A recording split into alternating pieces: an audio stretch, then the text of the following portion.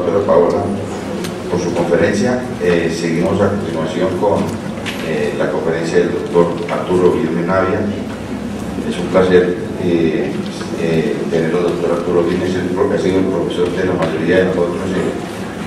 Es una autoridad mundial en medicinas integrativas, mal llamadas medicinas alternativas, profesor de la mayoría de nosotros, especialista en medicina biológica, máster en fitoterapia de la Universidad de Barcelona, y hoy va a compartir con nosotros una conferencia maravillosa sobre los probióticos. Esta conferencia es patrocinada por Laboratorios Vitaviosa. Ustedes ya les están entregando la información, entonces vamos a disfrutar de la conferencia del doctor Arturo Vilmes.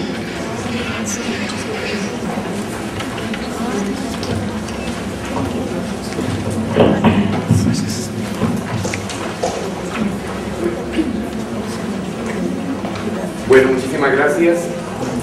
La temática que me han pedido en el día de hoy creo que es una temática de una importancia fundamental, porque se trata de hablar de algo que podríamos decir es parte del proceso nutricional y es parte de la alimentación, y cómo en los alimentos vamos a encontrar nosotros estas bacterias que son benéficas.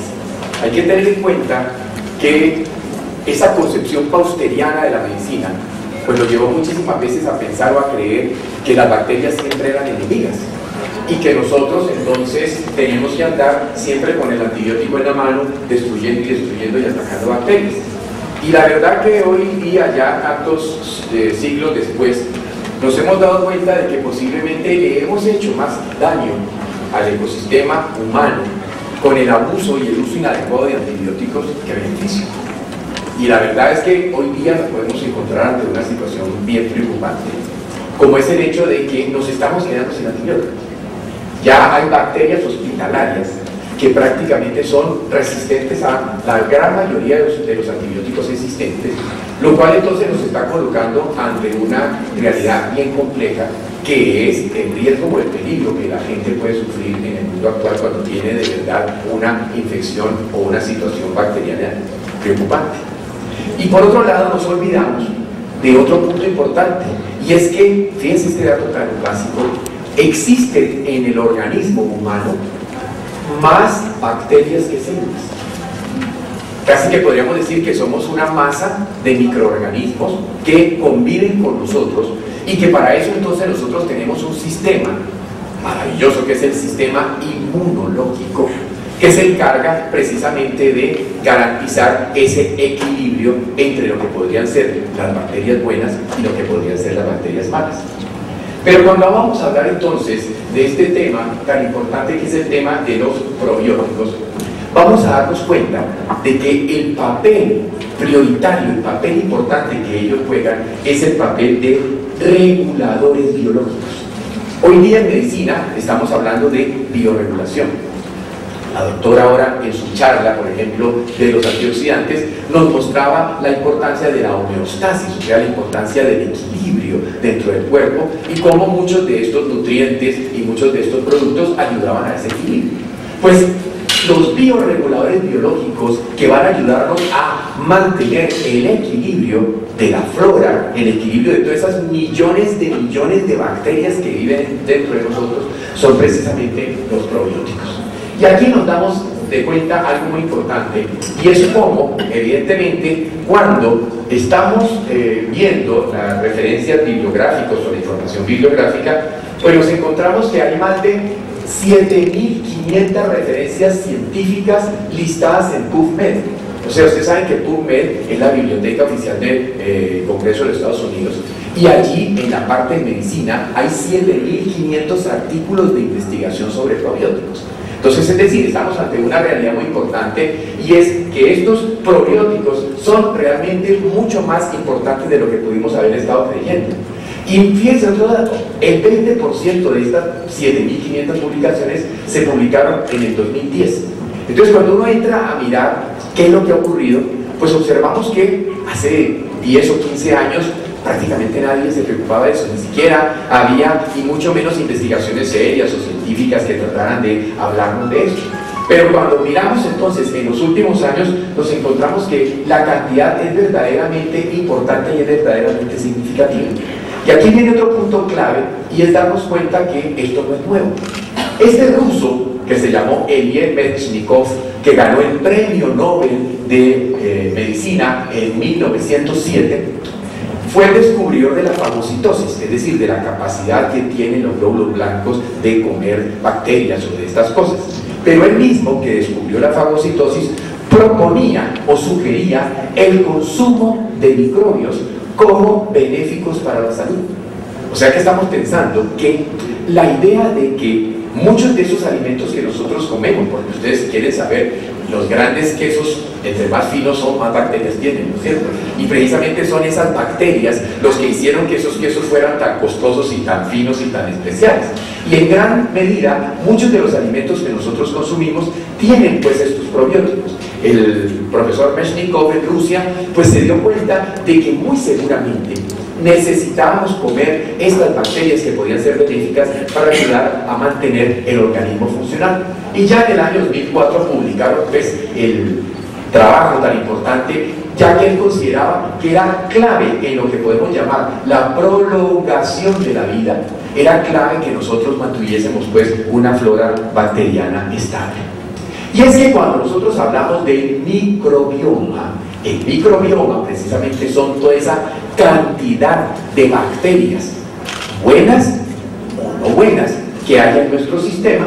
Ellas pueden jugar un papel en la salud y en la enfermedad, porque precisamente aquí está el punto crítico.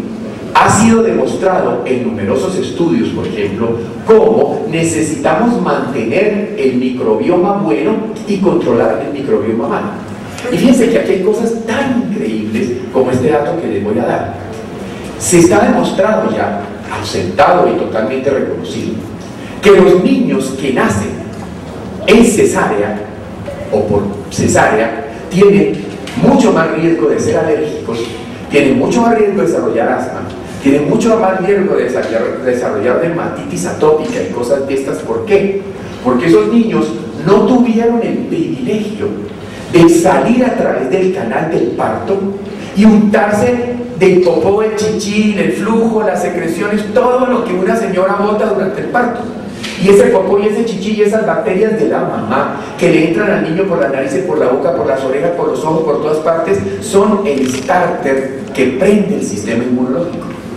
Y cuando un niño sale por cesárea, no entra en contacto con estas bacterias del intestino de la madre que son benéficas para él, sino que entra en contacto con las bacterias hospitalarias. Y en un estudio realizado en el año 2010 en la Universidad de Harvard, se pudo demostrar que niños sanos,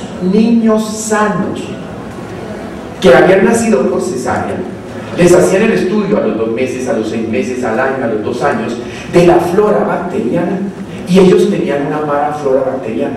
No tenían una flora bacteriana de bacterias buenas, sino más una flora bacteriana de bacterias malas, lo cual hacía que tuviesen más fácilmente síndrome inflamatorio intestinal, lo cual entonces favorecía el desarrollo del asma y de otros problemas en mucosas.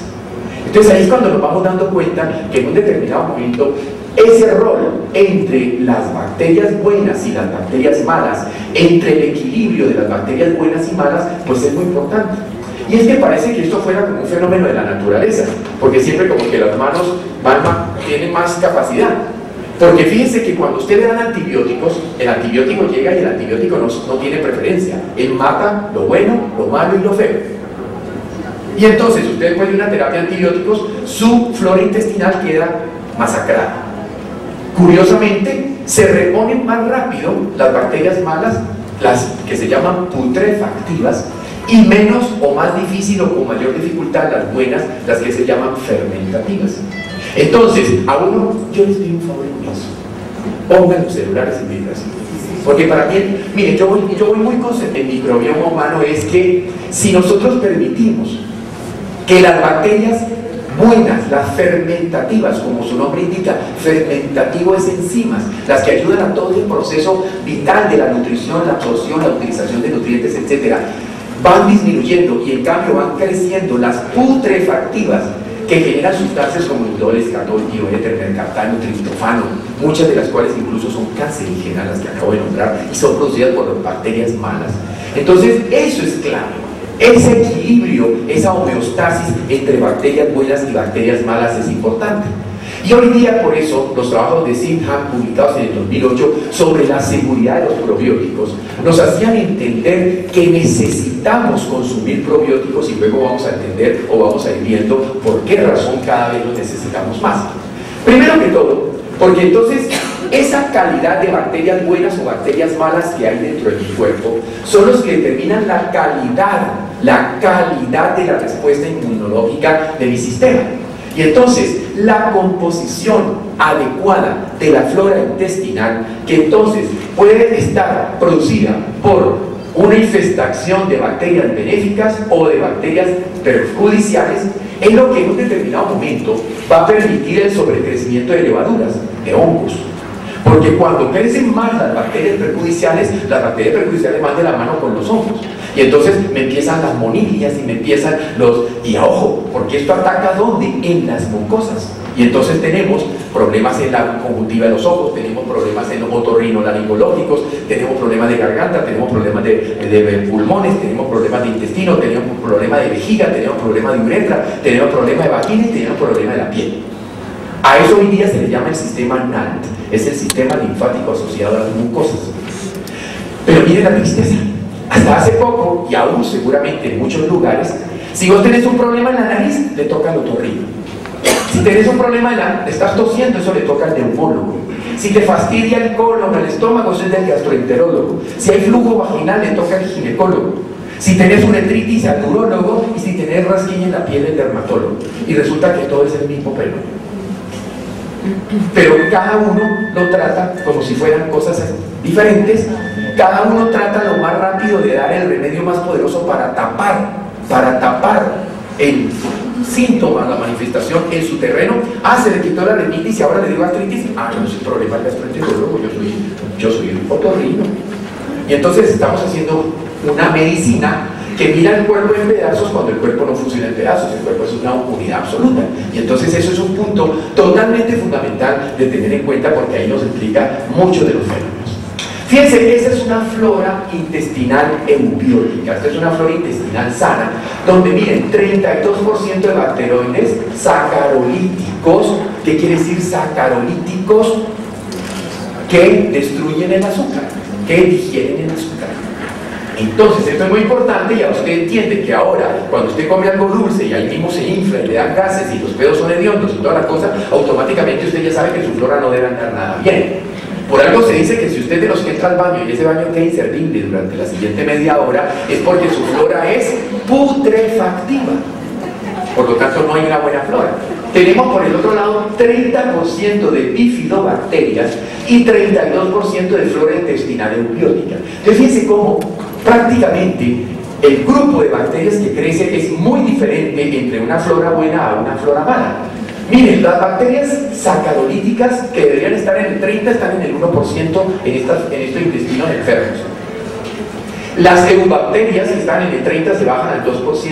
Las bifidobacterias se bajan al 7%.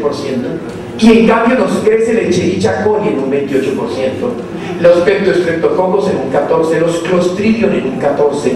Y entonces, en vez de tener nosotros una flora biológica, tenemos una flora patológica.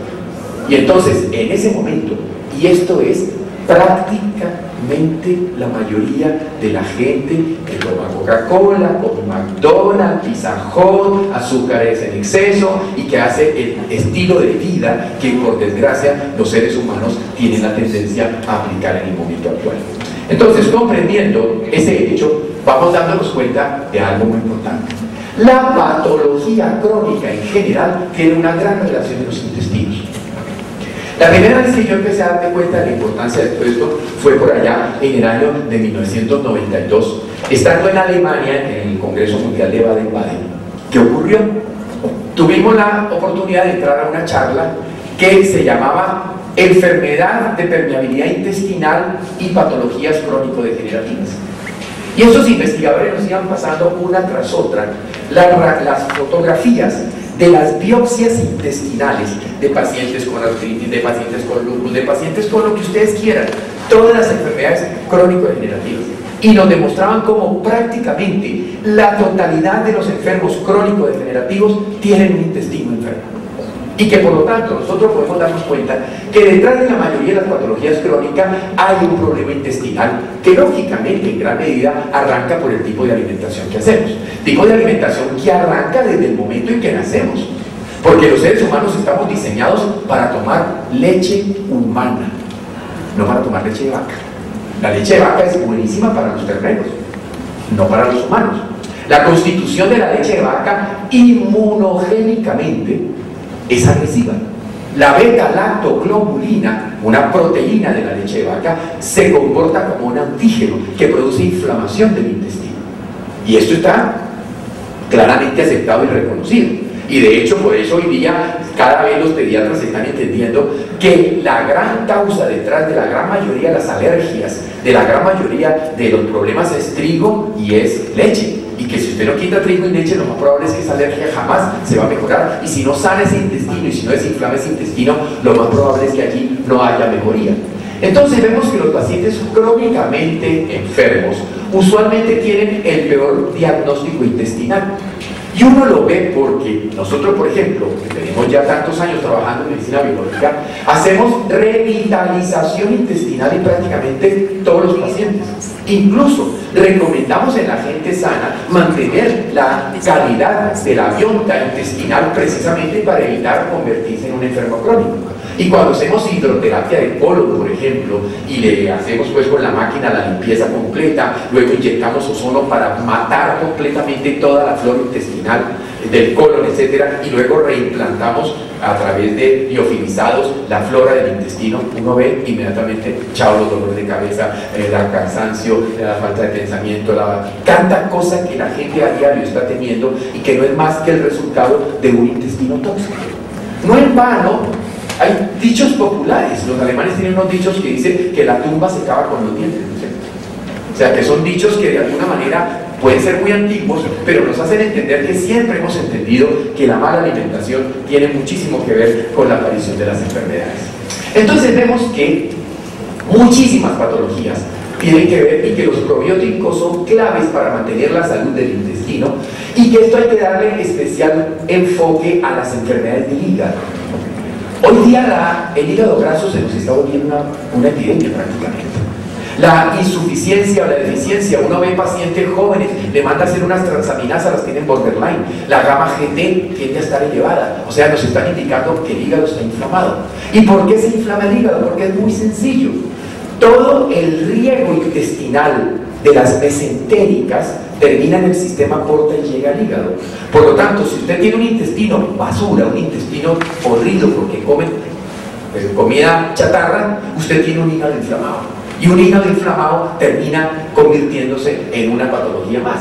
Entonces, una de las causas importantes es entender que todo enfermo hepático necesita entrar a cuidar la flora, no solamente el cambio de alimentación, sino reponer su flora intestinal.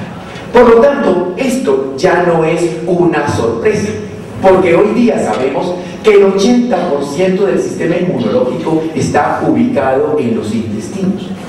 La mayor población de los linfocitos T, los llamados linfocitos helper, los linfocitos ayudadores, que juegan un papel determinante en reconocer quiénes son los antígenos, quiénes son los enemigos y atacarlos y por lo tanto controlarlos, está en los intestinos. Por lo tanto, si mi dieta es buena, tendré un sistema inmunológico bueno; si mi dieta es mala, tendré un sistema inmunológico deteriorado. Y fíjense cómo en el European Journal de Nutrición del 2004 ya se nos está hablando de intestino saludable e inmunidad. Usted no podrá tener un sistema inmunitario sano si no tiene un intestino sano. Es imposible. Es imposible. Y entonces uno se sorprende de un hecho que es verdaderamente vergonzoso. Doctores, pasamos 7, 8 años por una facultad de medicina y de nutrición y de dieta, 0.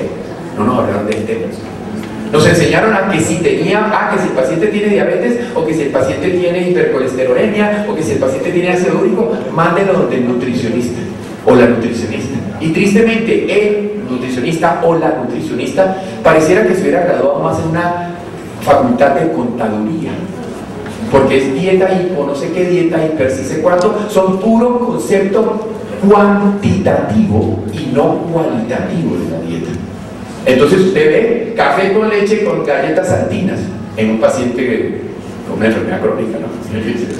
Todo el día aprende la nutrición esta pobre muchacha, porque con todo respeto, porque las quiero muchísimo y tenemos nutricionistas en la clínica y todo, pero tristemente se le enseña una nutrición que está muy lejana a realmente ser lo que necesitaríamos nosotros aprender.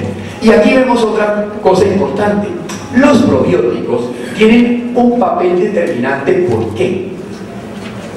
La mayor cantidad de cosas extrañas que entran al sistema entran por la boca. También pueden entrar por el aire, pero desayunamos, almorzamos, comemos y mecateamos el resto del día, ¿cierto? Entonces se habla de que son toneladas de alimentos que están entrando con toda la posibilidad de lo que ustedes quieran químicamente e inmunológicamente hablando. Que si yo me alimento bien, pues la machera, pero si me alimento mal, como se alimenta el 70-80% de la población, estamos críticos. Y entonces, si yo como mal, el intestino se inflama y la función de barrera del intestino, es decir, la función de impedir el intestino que puedan pasar a la sangre bacterias o toxinas o cosas de estas, ya no funciona. Y entonces mantenemos un intestino inflamado permanentemente y solamente vamos a llegar a entender, y lo vamos a ver ahora por cómo ocurre, que si yo recupero a través de la bionda, a través de estos probióticos, recupero la capacidad de barrera, entonces muchas de las enfermedades para las cuales nos están mandando un montón de medicamentos que no necesitaríamos, podrían controlarse. Y que a lo mejor tendríamos muchísimo mejor resultado en el tratamiento de muchas enfermedades crónicas simplemente haciendo algo fundamental: comiendo sano y teniendo el intestino sano. Por eso es que cuando les hable y vayamos entendiendo todo este concepto de probióticos, pues vamos a entenderlo no como medicamentos, no como fármacos, sino como nutrientes básicos para mantener este equilibrio del sistema inmunitario.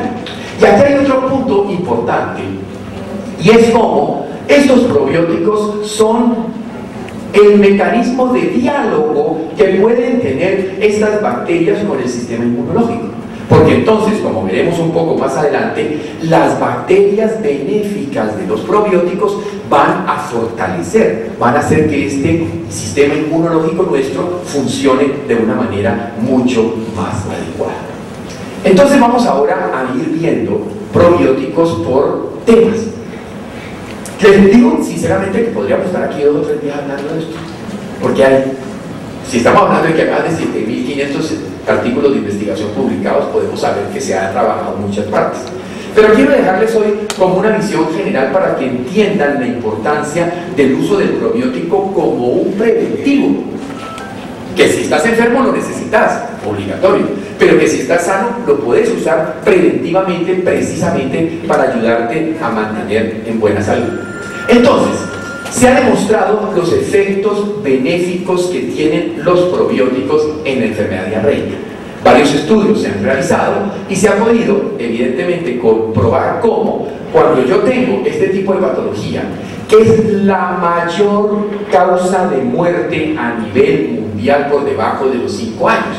Estos datos de la propia UNICEF y la propia Organización Mundial de la Salud nos muestran que evidentemente son millones de niños los que están muriendo como consecuencia de este fenómeno.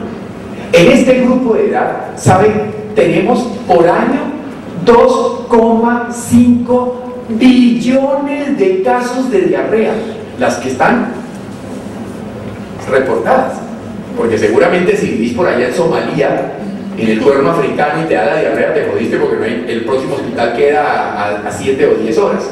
Por lo tanto, son 2,5 billones de cuadros diarreicos anuales reportados por la propia Organización Mundial de la Salud y causan el 15% de las muertes infantiles. Entonces, este es un punto muy importante, porque además hoy les voy a hablar de un producto que utilizamos nosotros hace ya varios años, bastantes años en la clínica, que lo conocí yo en Europa hace muchísimo tiempo, tiene más de 60 años de existir en el mercado europeo, y que tiene algo que para mí es absolutamente importante: es extremadamente barato, extremadamente económico. Por lo tanto, tiene la posibilidad de podérsele recomendar perfectamente a personas incluso de escasos recursos, donde su canasta familiar no da para usar probióticos high class que le pueden costar una dosis 5.000 pesos, ¿no es cierto? Entonces, eso es muy importante, porque en este análisis sistemático global hecho por la propia Organización Mundial de la Salud y publicado en Lancet, pues nos damos cuenta que evidentemente muchos niños en el planeta y en nuestro propio país se están muriendo simplemente por síndrome diabético. En una revisión sistemática, por ejemplo, de 12 estudios randomizados y controlados, que se encontró que la reducción del tiempo y duración de la diarrea podían mermar en 29.2 horas en el modelo fijo y en el 30.40 horas en el modelo randómico. Alguien podría decir 30 horas, o sea, un día y medio, no es tan importante, sí, pero es que en ese día y medio es que la gente muere, porque es cuando tiene precisamente el fenómeno más crítico de la deshidratación acumulada. Entonces ese es un punto clave de tener en cuenta, y por eso vemos la importancia de que ya, y estoy presentándole lo más científico que existe, que se llama Cochrane, ¿no es cierto? Cochrane es independiente completamente, y básicamente ellos hacen lo que se llaman análisis de análisis, o sea, los famosos metaanálisis. Y en Cochrane ya está dentro de sus bases de datos aceptado la importancia del probiótico para el tratamiento de las diarreas. Ahora, hay 3 clases de mecanismos antipatogénicos de los probióticos a nivel del intestino. Y aquí quiero que entonces vean que ya sabemos cómo trabajan, ya sabemos cómo lo hacen, y es fundamentalmente de la siguiente manera. Lo hacen así, lo hacen por antagonismo directo, o sea, el probiótico, la bacteria buena, antagoniza directamente a la bacteria mala. Segundo, lo hace a través de la inmunomodulación, o sea, actúa sobre el sistema inmunitario haciéndolo trabajar de la manera correcta. Y tercero, mecanismo de exclusión, que ya vamos a irlos entendiendo directamente. Entonces, esto es muy importante porque esto ya está científicamente probado y demostrado. Por ejemplo, yo tengo aquí el moco y aquí está la bionta residente. Resulta que yo puedo tener una microbiota transiente, o sea, la que está entrando y saliendo, y puedo tener los patógenos. Ahora, aquí hay una cosa bien interesante, y es la primera. Por ejemplo, se sabe que estas bacterias residentes que están allí pegaditas al moco del intestino están produciendo sustancias antibacterianas, de tal manera que estas propias bacterias generan sustancias que destruyen a estos patógenos. Y se han hecho pruebas, por ejemplo, de coger lo que se llaman los sobrenadantes. Cogen bacterias, las cultivan, dejan que salgan esos sobrenadantes, ponen bacterias patógenas en presencia de esos sobrenadantes y o se mueren o se inhiben. Por lo tanto, esa es la acción directa que pueden tener ellas contra los patógenos. El segundo paso, que lo vamos a ver más en detalle, es cuando ya la mucosa se ha lesionado, los patógenos han entrado, y aquí entonces viene el papel que tendrían las bacterias buenas, informándole al sistema inmunológico para que produzcan linfocitos T y que hagan entonces el ataque directo contra las bacterias malas. Y el mecanismo de exclusión es aquel en el cual las bacterias residentes cogen a estas comensales, que las que yo me estoy tomando, las por cucharadas o por vasos o lo que sea, las incorporan, aumentan la cantidad de bacterias protectoras y por lo tanto las malas quedan excluidas, porque entonces hay muchos más protectores que agresores, y de esa manera el intestino va a ser controlado. Entonces, en esto del antagonismo directo, sabemos que muchos probióticos secretan pequeñas moléculas o péptidos bioactivos con actividad antimicrobiana. O sea, los propios tienen la capacidad, por ejemplo, Lactobacillus salivaris, por ejemplo, pues produce uno que se llama el bacteriocin. El bacteriocin, no es correcto lo que voy a decir, pero es para que me entiendan un poco, es como si fuera un antibiótico. Es una sustancia capaz de destruir y antagonizar bacterias, y por lo tanto produce una actividad antiinfecciosa de esta bacteria.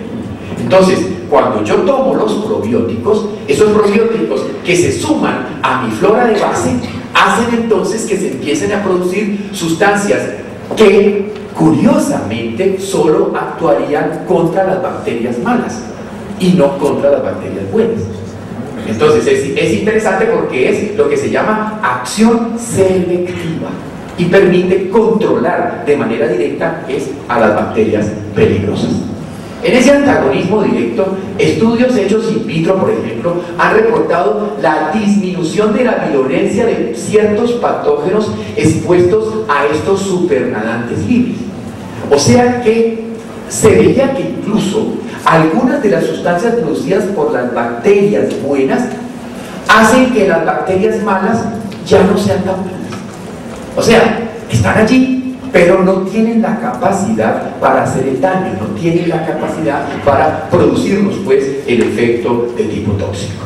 Y por lo tanto se vio incluso que los probióticos eran capaces de disminuir la virulencia de la Escherichia coli, que como ustedes saben, pues es posiblemente una de las patógenas más críticas que podemos tener en el intestino. Y aquí vemos también cómo los probióticos podían actuar sobre la Shigella, evitándose además la expresión de la Escherichia coli que producía enterorragia, o sea que producía diarreas con sangre, y que muchísimas veces eso lleva a que muchos de estos niños, por ejemplo, se vayan volviendo anémicos y vayan teniendo otro tipo de problemas graves.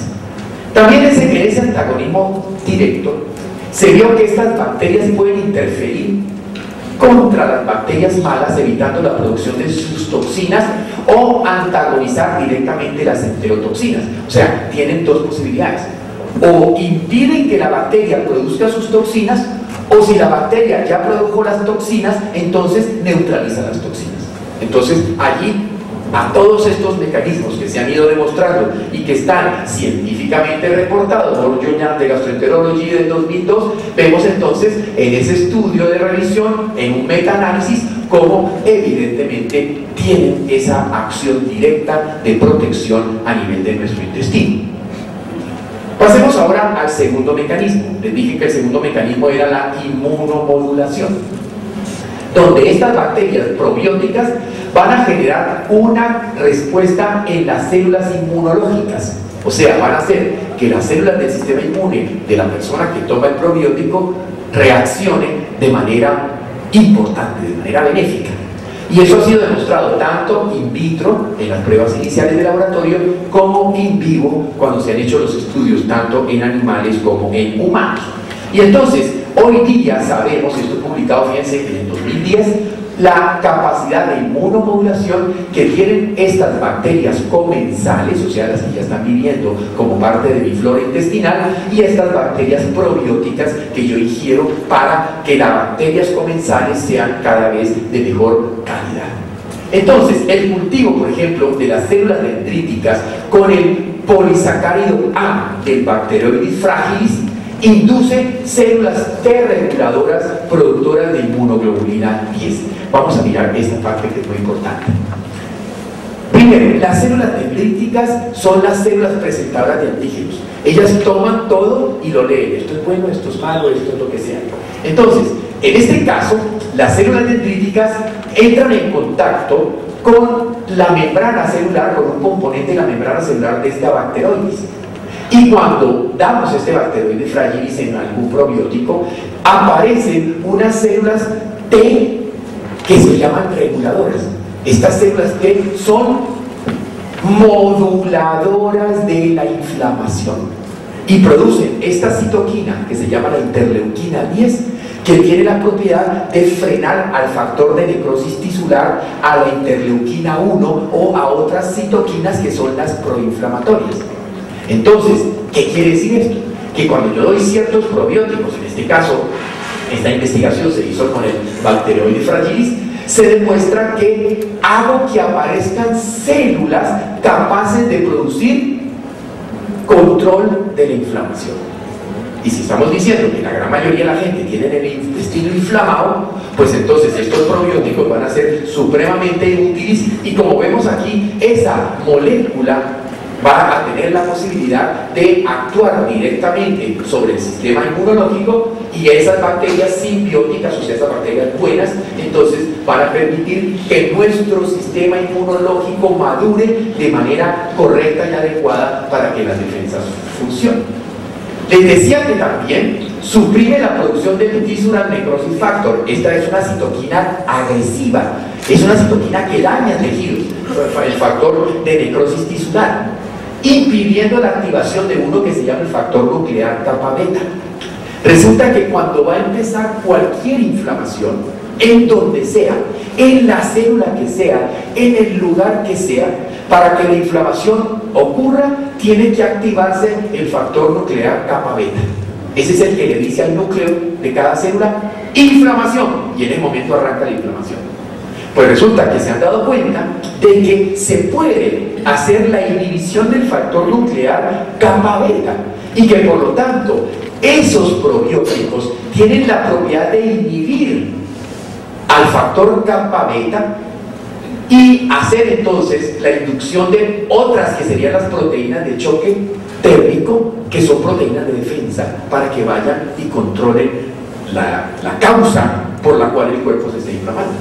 Porque es que sí, la inflamación es buena, la inflamación es benéfica, la inflamación es el mecanismo que el cuerpo utiliza para matar bacterias, virus, parásitos, hongos, para cicatrizar, para lo que usted quiera. Pero la inflamación no puede ser permanente, y mucho menos la que nos está matando, la que se llama mínima persistente, que otros autores como Barry Sears, por ejemplo, llama inflamación silenciosa, y que le aseguro que por lo menos el 90% de los que estamos aquí la tenemos inflamación silenciosa. Entonces eso es lo que nos hace pensar de que si hoy día casi está demostrado que en el planeta loco en el que vivimos, donde si esta mañana en el periódico me venía leyendo en el avión que decía que si calificáramos de 1 a 10 la salud del mar está en 6, o sea, está a punto de rajarse.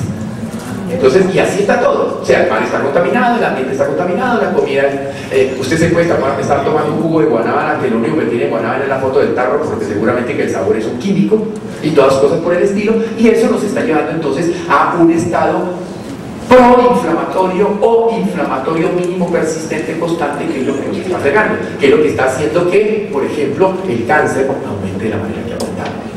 Porque es que, por favor, estamos ante una epidemia del cáncer. Le aseguro que cada uno de ustedes que está aquí, si no lo tiene en la casa, lo tiene en el amigo o lo tiene cerca, pero conoce a alguien que tiene cáncer en este momento.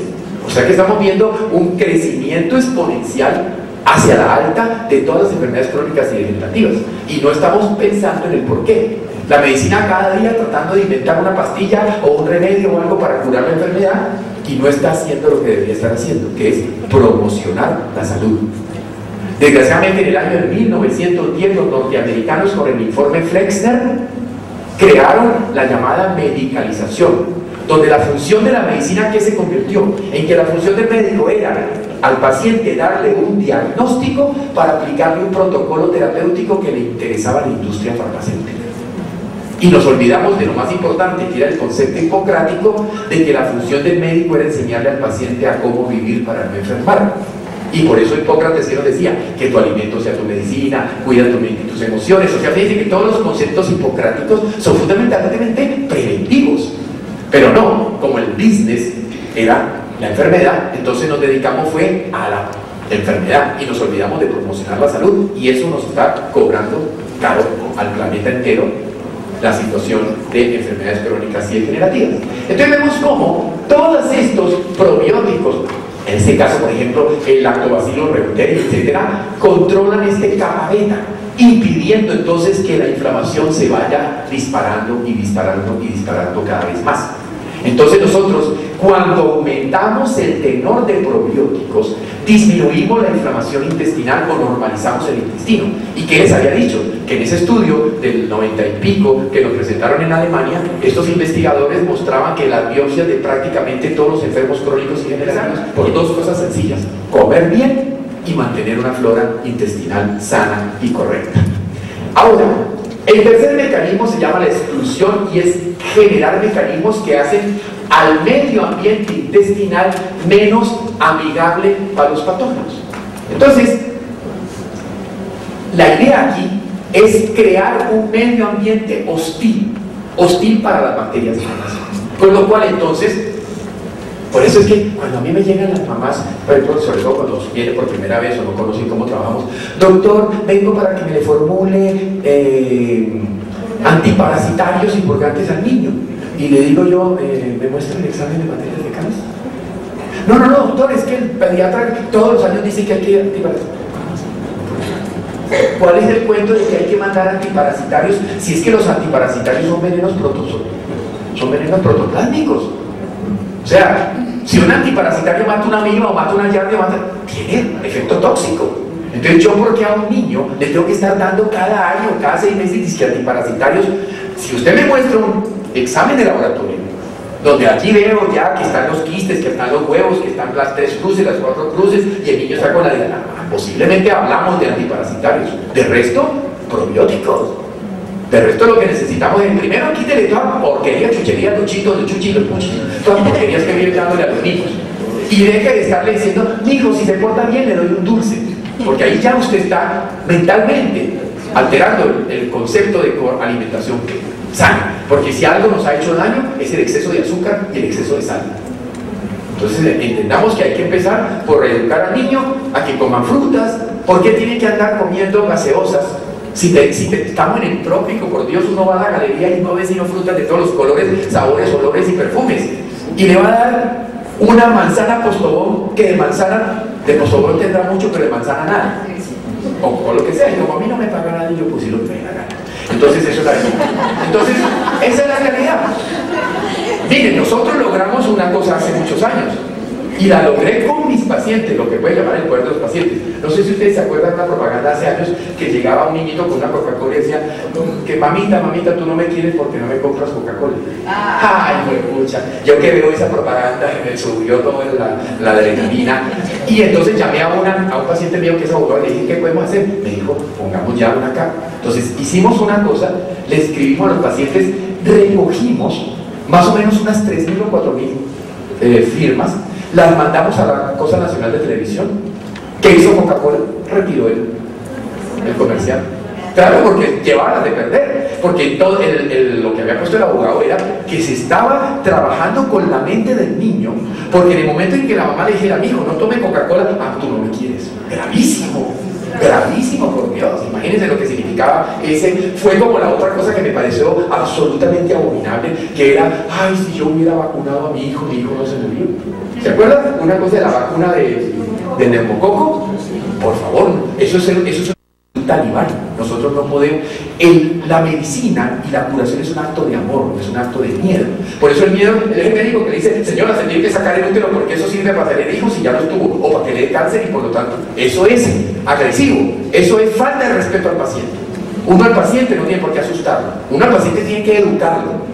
Y si lo educa, el paciente hará las cosas correctas y no tendrá el cáncer o no tendrá las enfermedades degenerativas. Pero no es que nosotros, para garantizarnos la cuota del carro de este mes, hagamos cirugías que a lo mejor no se necesitaban. Y eso es lo que se hace en medicina, doctor. Eso es lo que se hace en medicina. Y el que venga a decir que no, que se ponga la mano en el corazón a ver si cuántas cirugías uno sabe que no se necesitaban o cuántos procedimientos no se hacen simplemente para llenar el billete o para pagar una cuota de un carro o de una casa o el Rolex, porque a lo mejor queremos darnos unos lujos absurdos en un planeta enfermo. Entonces eso es lo que hay que mirar. Yo soy muy jodido en eso. Entonces, ojo, porque necesitamos hacerle entender a la gente que hay que vivir sanamente y que la salud, atención con esto, la salud no es responsabilidad del médico, ni del hospital, y mucho menos del laboratorio farmacéutico. La salud es responsabilidad individual. Y yo como médico le tengo que decir al paciente, bueno, ya yo le di las indicaciones, todo, ahora usted es el responsable de hacer las cosas bien, de hacer el tratamiento de la manera adecuada, etc. En este mecanismo de exclusión, entonces se altera la microbiota residente.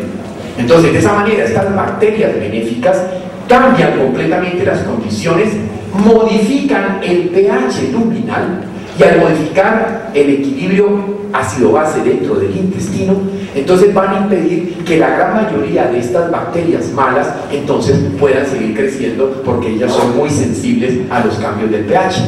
Además, mejora la función de barrera, porque vieron que hemos engordado mucho más, o sea, hay más moco con más bacterias buenas, por lo tanto llegar hasta la mucosa va a ser mucho más difícil, y hace estas bacterias probióticas, como vemos en el American Journal of Physiology, vemos entonces que mejoran la función de barrera que tendría el intestino, que es absolutamente fundamental, y ahí pues hay una cantidad de bibliografía que lo demuestra.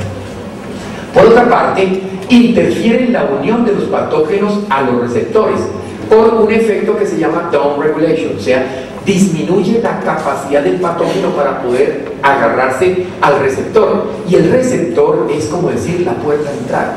O sea, si la bacteria, buena o mala, no se puede unir a un receptor, no podrán entrar. Y en el mecanismo de exclusión, el cambio que ocurre en el ambiente impide que las bacterias malas se puedan fijar a los receptores, es decir, no pueden entrar, no pueden llegar a las puertas. Grave. Hay una alta proporción de bacterias proinflamatorias en la mucosa, es decir, estos pacientes con enfermedades inflamatorias intestinales tienen una gran cantidad de las bacterias malas dentro del propio intestino, y de ahí que hay mayor cantidad de bacterias malas y menos de las bacterias buenas, y por eso es tan importante tener en cuenta lo que vamos nosotros a hacer aquí. Entonces, la evidencia que nos muestra que los probióticos tienen la capacidad de reducir el riesgo del desarrollo o de la enfermedad inflamatoria intestinal o del sobrecrecimiento bacteriano intestinal después de cirugías. Ustedes saben que una de las cosas que ocurre cuando nosotros hacemos cirugías, sobre todo cirugías abdominales, es algo que se llama alivio paralítico.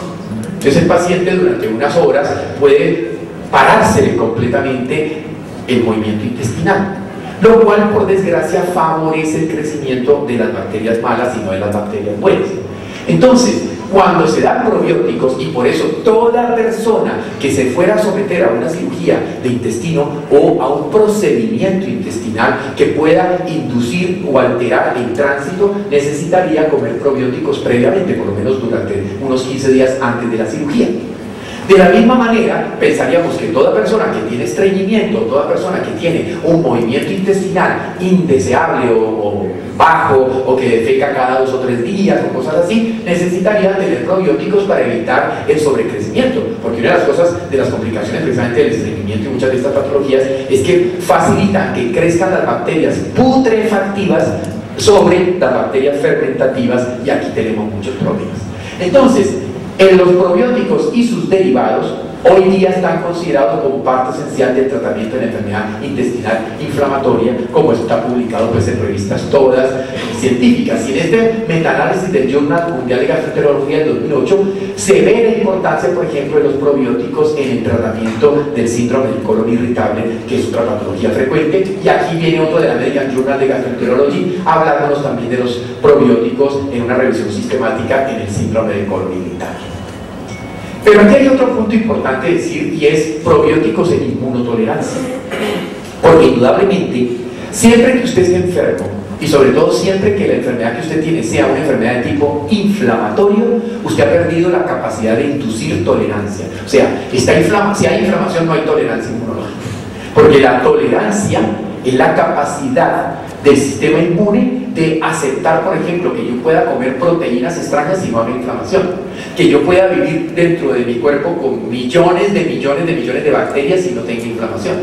Entonces, en el momento en que aparece la inflamación es porque la capacidad de tolerancia se ha perdido, seguramente como consecuencia de muchas cosas malas que la persona o el paciente ha hecho. Entonces, eso es lo que queremos mirar. El probiótico entonces se muestra como una importante alternativa a la enfermedad inflamatoria sistémica. Entonces, si ya estamos hablando de enfermedades articulares, me interesan los probióticos. Si estoy hablando de patologías de cualquier parte, ya no tiene que ser de los intestinos, cualquier patología donde yo tenga inflamación, allí me interesa, porque la modulación y la regulación de la respuesta inmunitaria va a poder mejorarse de manera significativa si doy los probióticos correctos. Los estudios han demostrado cómo diferentes tipos de bacterias probióticas actúan benéficamente sobre la respuesta inmunitaria, y esa respuesta se fundamenta en la capacidad del sistema inmunológico de reconocer componentes bacterianos específicos. Esto es clave. Entra una bacteria, el sistema inmunológico va y la lee y dice bacteria mala, entonces entra en guerra. O dice bacteria buena, entonces la utiliza para su beneficio. Entonces, si yo mantengo el aporte correcto y adecuado de los probióticos, entonces yo le estoy dando bacterias buenas, le estoy dando las que llevan información adecuada, las que le entregan información, porque aquí hay algo que quiero que piensen muy importante. Cuando miramos desde el punto de vista de nutrición, por muchos años pensamos que la nutrición era simplemente química, vitaminas, minerales, aminoácidos, ácidos grasos, moléculas, punto. Y eso era todo lo que se necesitaba. Hasta que cuando descubrieron y leyeron el genoma humano y apareció algo que se llama una ciencia ya dentro de la biología que se llama nutrigenómica, entonces, ¿qué se dieron cuenta? Que los alimentos actuaban epigenéticamente, es decir, los alimentos eran capaces de darle órdenes al genoma y podían prender o apagar genes, y que por lo tanto, si yo tengo toda mi familia de diabéticos, no tengo que ser diabético, porque yo lo que tengo es una predisposición genética familiar a la diabetes. Si yo me agarro a comer la torta 7 leches 5 dulces de la abuela, entonces nutrigenómicamente estoy prendiendo los genes para que se active la diabetes y se dispare la diabetes.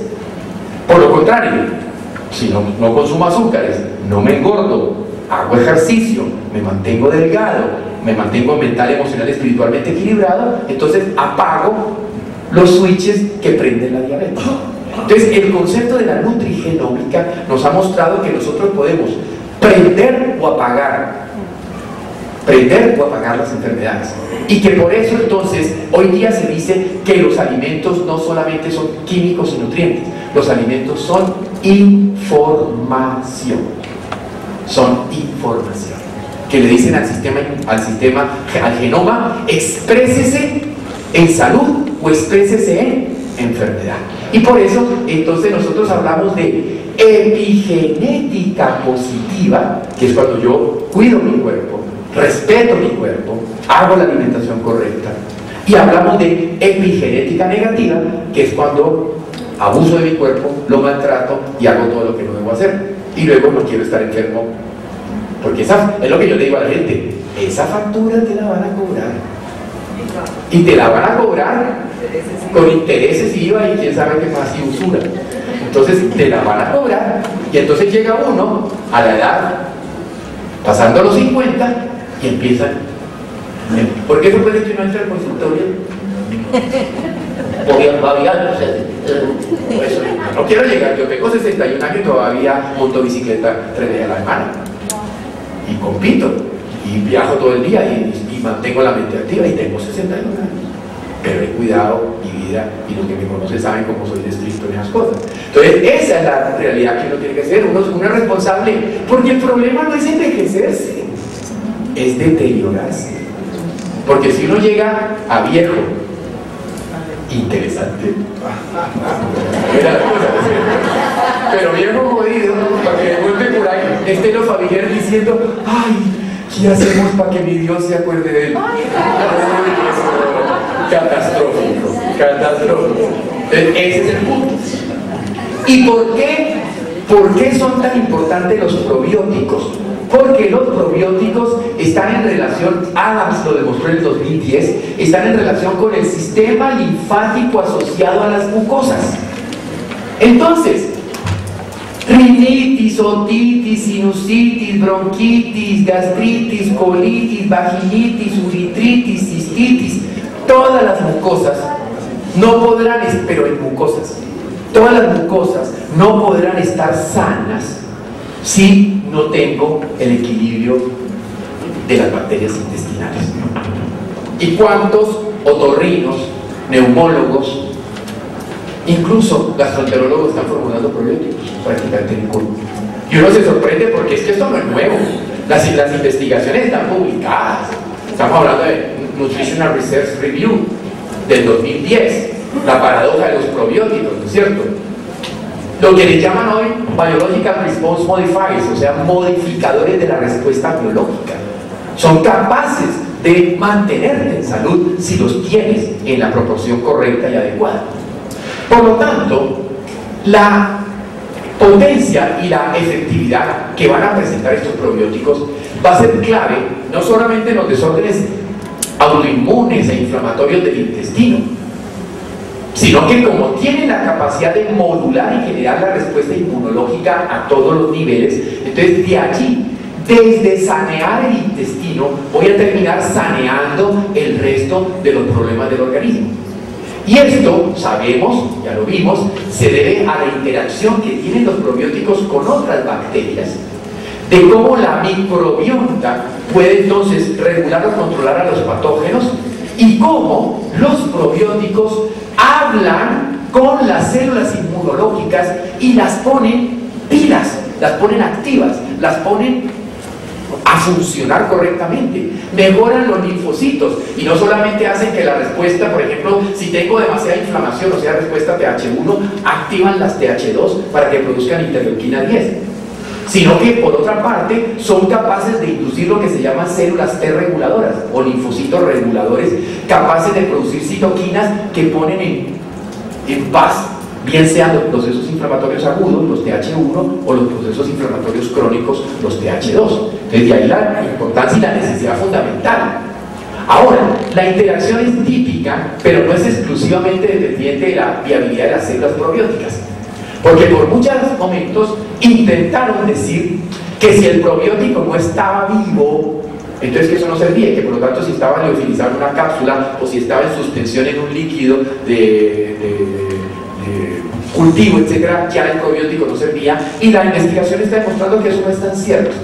En la exclusión por competencia, por ejemplo, si están vivos, pues los probióticos compiten por nutrientes y por lugares de adherencia contra las otras bacterias. Y normalmente lo que se ha podido encontrar es que, aunque las bacterias malas sobreviven más a la agresión, aunque las bacterias malas se recuperan más pronto de la agresión, la mucosa prefiere hablar con las bacterias buenas y no con las bacterias malas. Entonces, eso es una ventaja, porque si yo estoy dando bacterias buenas, estoy haciendo un crostal de adherencia y estoy permitiendo que estas bacterias entonces reaccionen a nivel de mi mucosa de una manera más adecuada. Algunos estudios muestran más actividad inmunoestimulatoria en las bacterias vivas comparada con las bacterias muertas. Sí, eso indudablemente cualquiera lo entendería. Pero sabemos que los probióticos lo que más pueden hacer, y que es lo que nos interesa de la tolerancia inmunológica, es que modulan las vías de la inflamación. ¿Cuál es el problema o cuál es el miedo que cualquier médico le tiene a la inflamación? O que sea exagerada o que sea persistente. Porque en ambos casos ocurre lo que llamamos la citólisis, o sea, la destrucción de los tejidos. Entonces, si yo tengo una hiperinflamación, pues eso daña y la mucosa queda pelada y rota y con huecos y hasta me aparecen úlceras. Y si es persistente, pues entonces el organismo puede reaccionar generando formas aberrantes, formas anormales. Entonces, cuando decimos tiene metaplasia, entonces uno sabe que empezó a caminar hacia cáncer o hacia otras cosas raras, ¿no es cierto? Entonces, indudablemente necesitamos es modular la inflamación para que no sea ni excesiva ni sea persistente. Y como la vía del factor nuclear kappa beta, que ya lo nombré, es el canal de activación de las respuestas a cualquier estímulo o agresión, entonces los probióticos son la clave para la conversación con las células intestinales. Si yo tengo las bacterias del intestino en equilibrio, estoy teniendo un sistema, un diálogo permanente de esas bacterias, manteniendo esa respuesta inmunológica del intestino óptima, la cual va a influir sobre el resto del organismo. Acuérdense que normalmente, si no hay inflamación, el factor nuclear kappa beta está inactivado en el citoplasma, está unido a un inhibidor. Y resulta que después de que viene un estímulo de inflamación, el kappa beta se fosforiliza migra hacia el núcleo y activa como un transcriptor de genes. ¿Qué quiere decir eso? Va y prende los genes de inflamación, y en ese momento empieza lo que llamamos, como en la medicina le llamamos cascada inflamatoria, ¿no es cierto? Empieza una cosa detrás de otra y el paciente se va inflamando, se va inflamando, se va inflamando, y miren que usted no está mal de una, usted empieza a sentirse como maluco, y a las horas ya le empieza a subir fiebre, y al tercer día está en el hospital en cuidados intensivos. O sea, es un proceso que va activándose en la forma de una bola de nieve, en la forma de una cascada. De ahí la importancia de entender que todo aquello que me ayude a controlar el exceso de la activación del kappa beta que está presente en todas las células del cuerpo va a ser de una importancia fundamental. Por eso entonces, el papel o el valor más grande de todo esto es que yo voy a mantener el sistema inmune del intestino perfectamente claro, que esas bacterias comensales del tracto intestinal juegan un rol esencial en la digestión de alimentos y la nutrición. Entonces, miren, yo se lo digo a todas las mamás, porque cuando yo le digo a las mamás, miren, reírse de los pedos hediondos del niño es la estupidez más grande que usted como mamá está cometiendo, porque un niño que tiene pedos hediondos es un niño que está enfermo, aunque todavía no tenga manifestaciones de enfermedad. Porque es un niño que tiene un intestino inflamado, que tiene una bionta de bacterias putrefactivas y no fermentativas, y que por lo tanto es un niño que va camino a convertirse en un adulto joven enfermo. Porque cuando ustedes se ponen a pensar, ahora la hipertensión arterial la estamos viendo a los 29, a los 30 años. Y el hígado graso lo estamos viendo entre los 30 y los 40. O sea, muchas enfermedades que antes aparecían por allá entre los 50 y los 60, ahora los estamos viendo a los 30 y a los 40. Todo eso que nos hace pensar, pues es que la alimentación humana cambió radicalmente después de la Segunda Guerra Mundial, ¿no es cierto? Que fue ¿cuál fue el fenómeno más interesante de la Segunda Guerra Mundial? Se le llama así, desde el punto de vista del análisis sociopolítico, la coca-colonización. ¿Por qué? Porque la bebida oficial del ejército norteamericano es la Coca-Cola. Y en la Segunda Guerra Mundial los norteamericanos llegaron como los libertadores a Europa, ¿no es cierto? Y por lo tanto los europeos que tomaban era vino y cerveza y bebidas sanas empezaron a tomar Coca-Cola, y por lo tanto empezaron a abandonar la dieta mediterránea y empezaron las enfermedades. Ellos que tenían buenas cosas cardiovasculares y muchas cosas benéficas empezaron a perderse porque empezaron a comer McDonald's, Coca-Cola, Pizza Hut, Dunkin' Donuts y todas esas porquerías. Es decir, empezaron a hacer una alimentación que terminó inflamando el intestino. Entonces un niño que se echa pedos hediondos es un niño que tiene un intestino inflamado y que no tiene una flora correcta porque no está siendo alimentado correctamente. Y por lo tanto, incluso la poquita buena comida que usted le dé, pues no la está absorbiendo, porque si el intestino está inflamado, la capacidad de absorber nutrientes se ha perdido o se ha alterado. De ahí la importancia, pues, de ese mutualismo que hacen las bacterias con la defensa, con el sistema inmunológico. Recuérdense que todos estos microbios que yo entrego en este probiótico dan acción benéfica sobre el metabolismo, sobre el sistema endocrino, sobre la función intestinal y sobre la regulación inmunológica. Porque si usted piensa, por ejemplo, la gran mayoría de las enfermedades tiroideas son inflamatorias. Son respuestas inmunes que terminan produciendo un hipotiroidismo. Y pónganse así a analizar muchas enfermedades en el fondo de todo, incluso, doctores, en el fondo del cáncer está la inflamación mínima persistente, y eso ya hay publicaciones científicas que lo están comprobando. Entonces tenemos inflamación en todas partes. Por ende, regular el intestino, sanear el intestino, crear inmunotolerancia del intestino va a ser absolutamente fundamental para lograr realmente una acción ecológica sobre nuestro propio organismo y mejorar entonces todo el funcionamiento global. Entonces la modificación de la microbiota intestinal, aportándole a la persona, a uno mismo, las bacterias buenas, permite prevenir o permite tratar la enfermedad inflamatoria intestinal, el síndrome del colon irritable, permite, ahí está la reporte, permite tratar los desórdenes sistémicos como los eczemas, las alergias, el asma, fundamental en el tratamiento de la diabetes, ahí están todas las bibliografías, etc. Los probióticos, pues, actúan desde la mucosa intestinal y por muchas vías mejoran la función de barrera, no solamente del intestino. Si yo sano el intestino, sano el pulmón. Si yo sano el intestino, sano todo lo que es el terreno del otorrinolaringólogo. Entonces, cuando yo veo que le van a hacer al niñito tubos en los oídos, que la cirugía de las adenoides, que la amígdala, y yo le pregunto a la mamá, y entonces, no, come salchicha ranchera todas las mañanas, leche con lacta todos los 3 y 4 veces al día. ¿Y el otorrino le ha dicho algo de eso? No, él nunca habló de la alimentación. Él solo me dijo que le tomara este examen y que le trajera rápido porque había que operarlo. Y lo operan. Y el niño respira muy bien 4 meses o 5 meses. Y a los 6 meses vuelve y juega. Porque la inflamación de las mucosas continúa, la hipertrofia nuevamente del tejido linfonodal vuelve y se da. Y uno ve que toda esa cirugía dura para un rato. Y todos esos tratamientos son para un rato. Y lógicamente que tratar alergias no es dar antihistamínicos, ¿no? Porque el antihistamínico es un tratamiento sintomático, no es un tratamiento... hay que diferenciar entre tratamientos curativos y tratamientos sintomáticos. Y la gran mayoría, casi el 70% de lo que hacemos en medicina son tratamientos sintomáticos. Y por eso el paciente tiene que seguirlos tomando todos los días. Porque 4 horas después de que pasó el efecto vuelve y bloquea. Entonces allí, como se dan cuenta, no está haciendo nada. Pero nadie se da cuenta de que si usted moquea aquí o moquea aquí, es porque moquea acá. Entonces, ¿cuántas veces me traen la niñita de 4 años con flujo vaginal? Sí, doctor, la niñita moja el pantaloncito. La niña de 4 años que va a tener flujo vaginal. De golpe, si fuera protagonista de novela, a lo mejor podría tener flujo vaginal, pero es 4 años de flujo vaginal. ¿Por qué?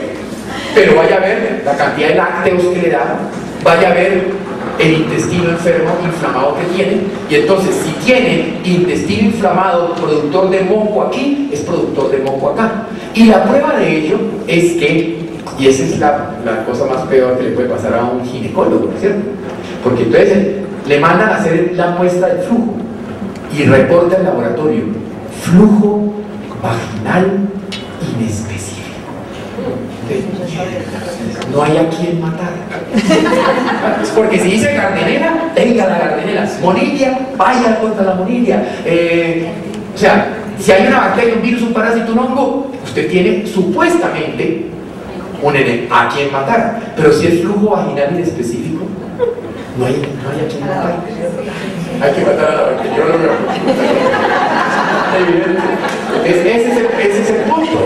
Y no nos damos cuenta de que, atención, si yo tengo una microbiota incorrecta y si esa niña a la que le están dando 3 y 4 lácteos por día, que tiene una flora intestinal pésima, que come una gran cantidad de azúcares y que además de eso tiene una liberación de sustancia P excesiva porque ve pelear al papá y a la mamá todo el día, esa niñita me hace flujo vaginal. Y entonces resulta que sobre ese flujo vaginal inespecífico, que es un mecanismo simplemente de descarga, de eliminación, pues cualquier bacteria puede caer. Y nos pasa el bendito problema que tenemos los médicos, que fue el gran error de Pasteur: pensar que toda enfermedad tenía que ser producida por un microorganismo y no darnos cuenta de que hay un terreno sobre el cual se monta el microorganismo. Por eso tú haces el tratamiento del Helicobacter pylori, te dan el tricoculado y todo, te hacen endoscopia, estás libre de Helicobacter. A los 3, 4, 5, 6 meses, ahí vuelve y juega el Helicobacter. ¿Por qué? Porque no cambiaste el desequilibrio simpático y parasimpático que generaba unas condiciones de terreno que hacía que se aumentara la producción de mucopolisacáridos, que hacía que creciera el Helicobacter. Entonces muchas veces pensamos que el problema es el ladrón de la calle y no que la puerta tiene mala chapa o no hay una buena protección. Entonces lo que nosotros tenemos que fortalecer es la respuesta inmunitaria. Y si yo fortalezco la respuesta inmunitaria, no tengo por qué dar antibióticos. Vea, mi hijo mayor tiene 35 años. En su vida se tomó jamás un antibiótico. Mis 7 nietos, tengo desde los 12 años hasta 2 años, o sea que tengo de todos los colores. Nunca se han tenido que tomar un antibiótico. Ninguno de mis hijos hemos tomado antibióticos. Entonces cuando uno se da cuenta de que si se hace la alimentación correcta, si se mantiene el sistema inmune bien, si estoy nutrigenómicamente activando los genes de salud, no tengo por qué enfermar. El cuerpo humano es la cosa más bien hecha que hay. El sistema inmune es, como dicen en español, la hostia. de maravillosamente bien hecho, o sea, no me tendría por qué estar enfermando y dependiendo de fármacos. Y eso no quiere decir que si hay una infección séptica no haya que usar un antibiótico, o sea, que quede claro eso, ¿no? Pero yo pienso que casi el 80 o 90% de las situaciones, y si alguno ahora ustedes quieren, ahora les puedo mostrar unas fotografías que tengo aquí de un paciente que llegó con un absceso, que en cualquier hospital le hubieran puesto antibióticos y lo sacamos en 5 días sin una gota de antibióticos, con homeopatía, con terapia neural, con probióticos en carga, con vitamina C a grandes dosis, y en 5 días, y ustedes verán la foto porque la tengo aquí en mi celular, está completamente limpio el absceso sin una gota de antibiótico. Hace muchos años que a las infecciones no les pongo antibiótico, y no dudaría que si tengo una meningitis, lo primero que haría es poner un antibiótico, lógicamente. Entonces eso que quede claro. Pero es importante que entendamos la capacidad de autocuración del cuerpo humano, porque eso es importante de entender, conocer todos estos mecanismos biológicos. Entonces, si yo mantengo la flora correcta, incremento la producción de mucinas, de esos mocos protectores, ahí está la información que lo demuestra, induzco la producción de proteínas de choque térmico antibacteriales. El cuerpo tiene la capacidad de producir sus propias moléculas que controlan las bacterias malas, pero tengo que darle materia prima para que pueda hacer este trabajo. Ahí están todas las referencias. Interfiere a los organismos patogénicos. Vimos muy claro que podía haber exclusión, que podía haber competencia directa por los receptores y por los nutrientes. Ahí están todas las informaciones que lo demuestran. Modifica las vías de señalización y supervivencia celular. O sea, nosotros, por eso yo me río, porque ahora todo el que te cuenta que el anti-aging, ¿cuál anti-aging? Hay que hablar de healthy aging, hay que hablar de envejecimiento saludable, no de anti-aging, porque el que pretenda decir que no se va a envejecer está utópico. Entonces por eso se ponen el votos que por eso no sirven. Se ríen y uno no sabe si se están riendo, luego que ya no se les mueve nada de la tonelada de votos que tienen adentro. ¿Es cierto? En vez de aceptar que a uno y uno puede llegar a esta edad sin arrugas, porque yo tengo 61 años y no tengo arrugas. Por lo tanto, uno puede llegar a una buena condición si se pide. Eso evidentemente que sí es una realidad y uno lo puede hacer. Entonces la administración ha mostrado efectos terapéuticos en la enfermedad intestinal inflamatoria experimental, en las dermatitis atópicas, en las artritis reumatoideas y en todas este tipo de patologías inflamatorias, porque inducen estas que se llaman las FOXP3, que son células de control, que ayudan a que el sistema inmunológico funcione mejor. Y por eso quiero terminar esta charla hablándoles de un tema crítico, que es el de las dermatitis de los niños. Porque resulta que los niños utilizan la piel como válvula de escape. Si el niño come mal, se brota. Si el niño es alérgico a las proteínas lácteas, se brota. Si el niño tiene una flora intestinal putrefactiva, hace brotes en la piel. ¿Y qué hacemos? En vez de entender eso como un mecanismo exonerativo, como un mecanismo de reacción de limpieza, no, arma en riste con la cortisona. Y empezamos a meterles, y los dermatólogos, con todo respeto si hay alguno aquí, son peligrosísimos, porque las cremas son antihongos, antibacterias, antivirus y antiinflamatorias. Mírenlas.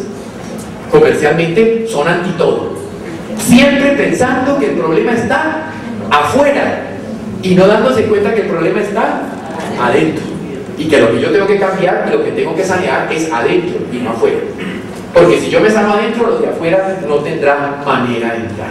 Entonces la dermatitis atópica es muy común, crónica, refractaria. Si alguno de ustedes tiene un sobrinito con esa pielecita toda brotada y asmático y todas cosas, saben lo grave que es eso.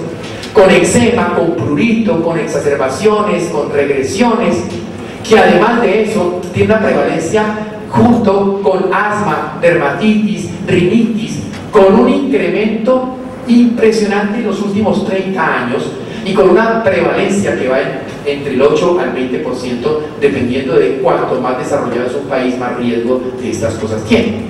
En los factores que pueden disparar estaría la importancia de la maduración de las funciones de barrera de las células epiteliales.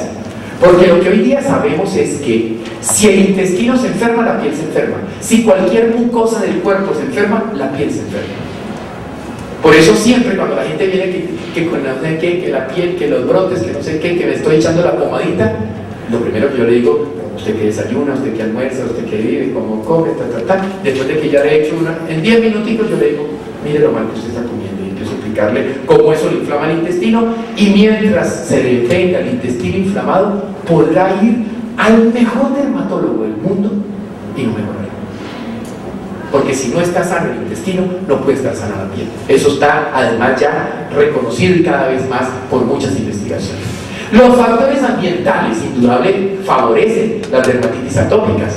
Lo que les decía, la urbanización, el uso de vacunas, sobre todo la forma exagerada como se vacuna, y de antibióticos, y el aumento de la desinfección.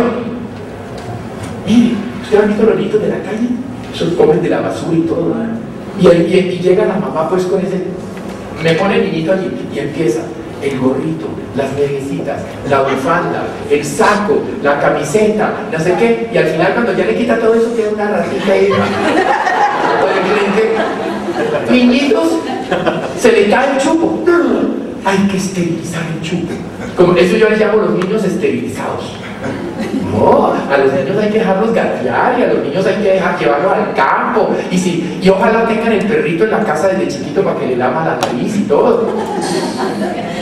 La vitamina D ocurre, claro. Es decir, evidentemente, ese cuento de tanta hiperesterilización, ojo, las cosas normal y todo, pero pues eso de esos aparatos de Google americanos, pues que esterilizan hasta el aire. No, ¿a qué horas? Eso se llama, busquen por ahí en Google, pongan teoría de la higiene, para que vean cómo se ha demostrado que los niños así son mucho más alérgicos y mucho más que los niños del campo que juegan con el perrito y que andan descalzos. Eso tiene mucha menos alérgica, y tienen mucho más alérgicas los niños de las ciudades y los niños del mundo electromecánico en el que estamos viviendo.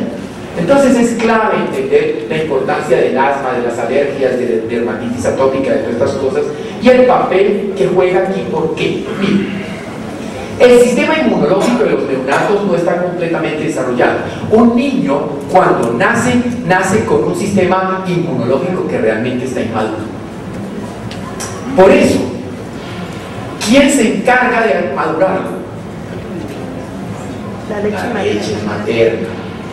Porque la leche materna trae la inmunoglobulina A, y la leche materna trae la composición químico-molecular ideal para el niño y para estimular y desarrollar, por la importancia del calostro.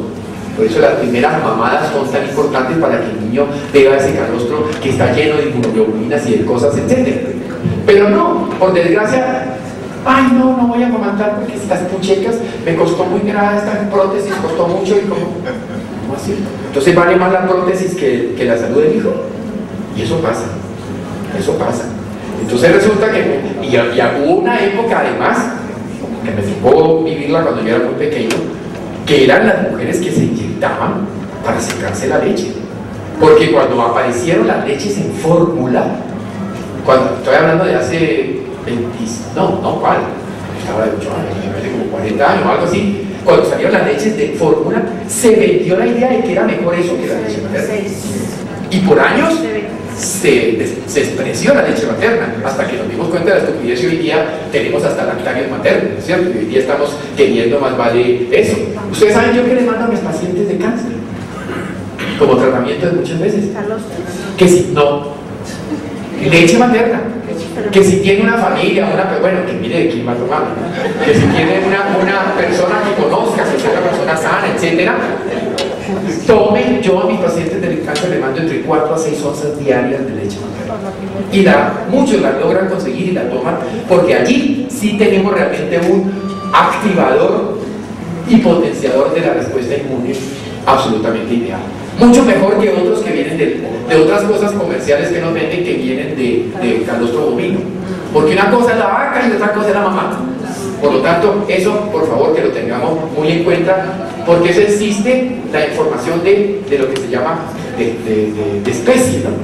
Y cada especie tiene sus características y sus cosas bien marcadas. Entonces, ¿Qué ocurre? Miren lo que pasa aquí, y por eso es que yo no es que tenga problema con las vacas son hasta muy bonitas, ni tengo problema con los señores que la venden. El problema es que cuando empiezo a darle leche de vaca a un niño, le doy especialmente una molécula que se llama la beta-lactoglobulina. Y la beta-lactoglobulina no se la puedo quitar a la leche porque es la proteína. O sea, yo le puedo quitar el azúcar, entonces queda deslactosada. Le puedo quitar la grasa y queda desgrasada, pero si le quito las globulinas, pues queda agua. Entonces ya no le puedo quitar más. Entonces, la beta-lactoglobulina es una proteína que se le presenta a la mucosa del intestino como un proinflamatorio y genera la aparición de unos linfocitos que se llaman los linfocitos TH2, que son los que producen inflamación crónica. Entonces el niño empieza a tener, llamémoslo así, un ambiente inmunológico en la sangre de inflamación crónica. Entonces, pero allí está en un estado inflamatorio silencioso. El exceso de respuesta inflamatoria de tipo crónico, ¿qué hace? Miremos algo importante. Los linfocitos se dividen en varios. Los TH1, que producen inflamación aguda. Los TH2 y TH17, que están más relacionados con la inflamación crónica. Y unos que no conocíamos, y que empezamos a conocer apenas en el año 95, que son los linfocitos T reguladores, que son los que, por ejemplo, si hay exceso de este, o exceso de este, o exceso de este, el T regulador lo controla. Y además lo controla de una manera muy bonita. Porque, por ejemplo, TH1 agudo, TH2 crónico, ellos tienen que estar en equilibrio. Entonces, si se sube el TH1, o sea, inflamación aguda, y se baja el TH2, ¿qué hace el T regulador? Activa el TH2 para que se suba. Entonces el TH2 se baja. Lo contrario, si se sube el TH2, entonces el sistema activa el TH1. Pero al activar el TH1, produce fase aguda. Por eso los homeópatas, y hay alguno por aquí, han oído hablar de crisis curativa. Y en medicina de hemotoxicología hablamos de vicariación regresiva. Porque cuando usted está en fase TH2, en fase crónica, activamos el TH1 para que se balancee. ¿Y cómo se activa? Produciendo las citoquinas que cada uno de ellos tiene que producir. Entonces, esto es lo que normalmente ocurre. Fase aguda, fase crónica y equilibrio entre las dos fases. Pues resulta que los microbios que podemos empezar perfectamente a dar cuando aparece algún desbalance inmunológico, porque lo interesante es que esto lo podemos asimilar al concepto de comida. Por lo tanto, no hay ningún problema de que nosotros en un poquito de agua o en un poquito de agüita de manzana o algo podamos poner un medio centímetro o una cantidad de y dárselo junto al niño que está empezando a hacer manifestaciones inflamatorias o que está empezando a tener diarrea o que está empezando a tener pedos hediondos o que está teniendo, miren, a uno no le tiene que quemar el culo para nada. Por lo tanto, un niñito que tiene todo el día pañalitis y todo, ¿qué es lo que me demuestra? Que tiene una defecación ácida, que tiene una defecación, y si la tiene ácida, ¿qué bacterias van a predominar allí? Pues las malas, las putrefactivas, ¿no es cierto? Entonces ahí ya me está haciendo pensar que por lo tanto tengo que venir y controlar. Entonces, es clave ver cómo hoy día Fórum Nutricional del 2009 nos habla de los probióticos en la prevención primaria de la dermatitis atópica. Entonces, si usted tiene un niño que nace con familia, el papá asmático, familia, la mamá asmático, hermanito alérgico, rinítico, o sea, tiene toda la alergia pues por ahí andando, ese niño, primero, por favor, no me le dé leche de animal. Ahora se pueden conseguir leches de arroz que son bastante, o lo mejor es que le dé leche de mamá, que es lo que dedica los primeros 6 o 7 meses de vida. Y fundamentalmente empiece a optimizarle esa flora intestinal para evitarnos este gran dolor de cabeza. En la dermatitis alérgica, entonces, ¿qué hay? En la dermatitis alérgica empieza a producirse una lesión de la piel por exceso de TH2 dominantes. ¿Y por qué se disparó el TH2? Se puede haber disparado por los lácteos, se puede haber disparado por factores de contaminación, se puede haber disparado por 1000 cosas que hicieron que este niño, que genéticamente era predispuesto a las alergias, por un factor dietético, ambiental, nutricional, lo que sea, se le active el TH2 y el TH2 empiece a producirme aquí en la piel un estado inflamatorio crónico. Ante ese estado inflamatorio crónico, ¿qué hace el organismo?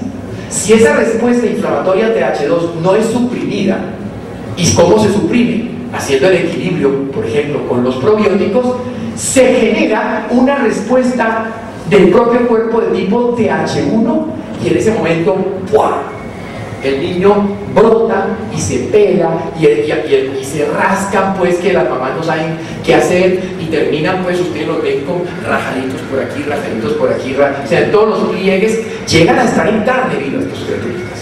Y realmente, y es una de las patologías más angustiosas a las cuales cualquier familia se puede enfrentar. Esa reacción tipo TH1 puede cronificarse por una secreción permanente de citoquinas derivados de los queratinocitos, es decir, de las células de la piel que se encuentran en estado inflamatorio permanente. Y claro, como venimos de una medicina que dice, si te duele la cabeza, el problema está en la cabeza, ¿es cierto? Y si te duele el hombro, el problema está en el hombro, y si te duele en la rodilla, el problema está en la rodilla, y que tratamos en donde se manifiesta. Entonces, si la piel está brotada, el problema es la piel. Y entonces, claro, si te empamonan de cortisona, es posible que los síntomas mejoren. Pero uno ve que al ratito aparece. Pero por otro lado, con esa cantidad de cortisona o algo, podemos estar perjudicando las glándulas suprarrenales del niño, o podemos estar afectando su sistema inmunológico por otras vías de inhibición. Entonces eso también puede a la larga ser más negativo que beneficioso. Entonces, la administración de probióticos en suficiente cantidad tiene un efecto benéfico sobre la respuesta inmunitaria en estos niños, y en infantes con dermatitis atópica y otras alergias se ha demostrado que el intestino está menos colonizado por lactobacilos probióticos y mayormente colonizado por Clostridium. Y allí el problema de los niños nacidos por cesárea, que los niños nacidos por cesárea van a tener más Clostridium y menos bacilos probióticos, menos bacterias bifida, etc. Y por lo tanto, van a tener más riesgo de hacer dermatitis, de hacer asma, de hacer rinitis, de hacer todo este tipo de patologías que hemos estado, pues, analizando. Desde ahí la importancia de este estudio, por ejemplo, del 2001, del desarrollo de la alergia en relación con cómo estaba la flora intestinal durante el primer año de vida de estos niños. La eficacia de los probióticos en la prevención de la dermatitis fue primariamente observada en infantes que recibieron probióticos en el periodo perinatal, o sea, niños que venían con todas las características para ser un alérgico, un dermatítico, les empezaron a dar dosis de probióticos para mejorarles, y se pudo observar cómo la administración de bifidobacterias hizo que inmediatamente cambiara la flora fecal y los síntomas de los infantes con dermatitis alérgica empezó a mejorar. Pero ¿saben cuál es el otro problema? Que es muy barato. Y los remedios baratos parece que no le interesan a la medicina. Ese es el otro problema. Porque si eso fuera re carísimo, y por eso ahora nos quieren también vender unos re carísimos, ¿no? Que vienen en sobres y que valen 5.000, 7.000 pesos cada sobrecito, y es una sola dosis. Que ese es el otro punto. Y esos aparentemente quisieran decir que son los buenos. En un estudio sistemático, la ingesta de probióticos por la madre durante el embarazo reduce la subsecuente riesgo del eczema. Pero les voy a decir por qué. No vayan a pensar que es que por la leche materna salen los probióticos, jamás. La madre que toma probióticos tiene el intestino más sano. Si tiene el intestino más sano, aumenta la producción de una inmunoglobulina que se llama la inmunoglobulina A secretora. Y la inmunoglobulina A secretora es la gran protectora de las mucosas, especialmente el intestino. Y la leche materna de la mamá que tomó probióticos tiene mayores cantidades de inmunoglobulina A secretora, que inmediatamente van a ir derechito al intestino del niño a desinflamarlo y a protegerlo.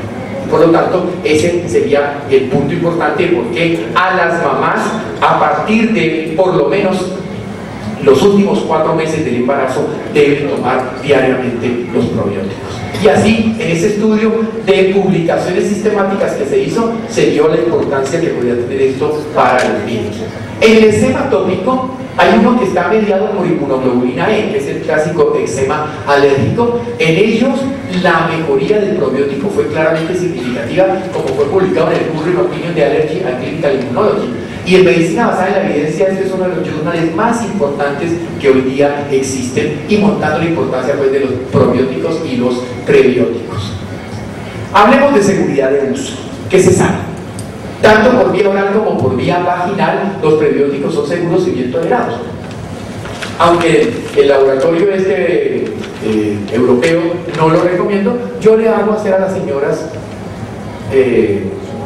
aplicaciones vaginales de esto, sobre todo cuando el examen ginecológico le dice flora vaginal ausente, y cuando tienen gardenelas y toda esa cosa, o cuando huele a pescado la vaina, entonces mejor hacerse unos lavaditos de probióticos, porque evidentemente hay que recuperar las bacterias benéficas de la vagina que se han perdido por muchas causas.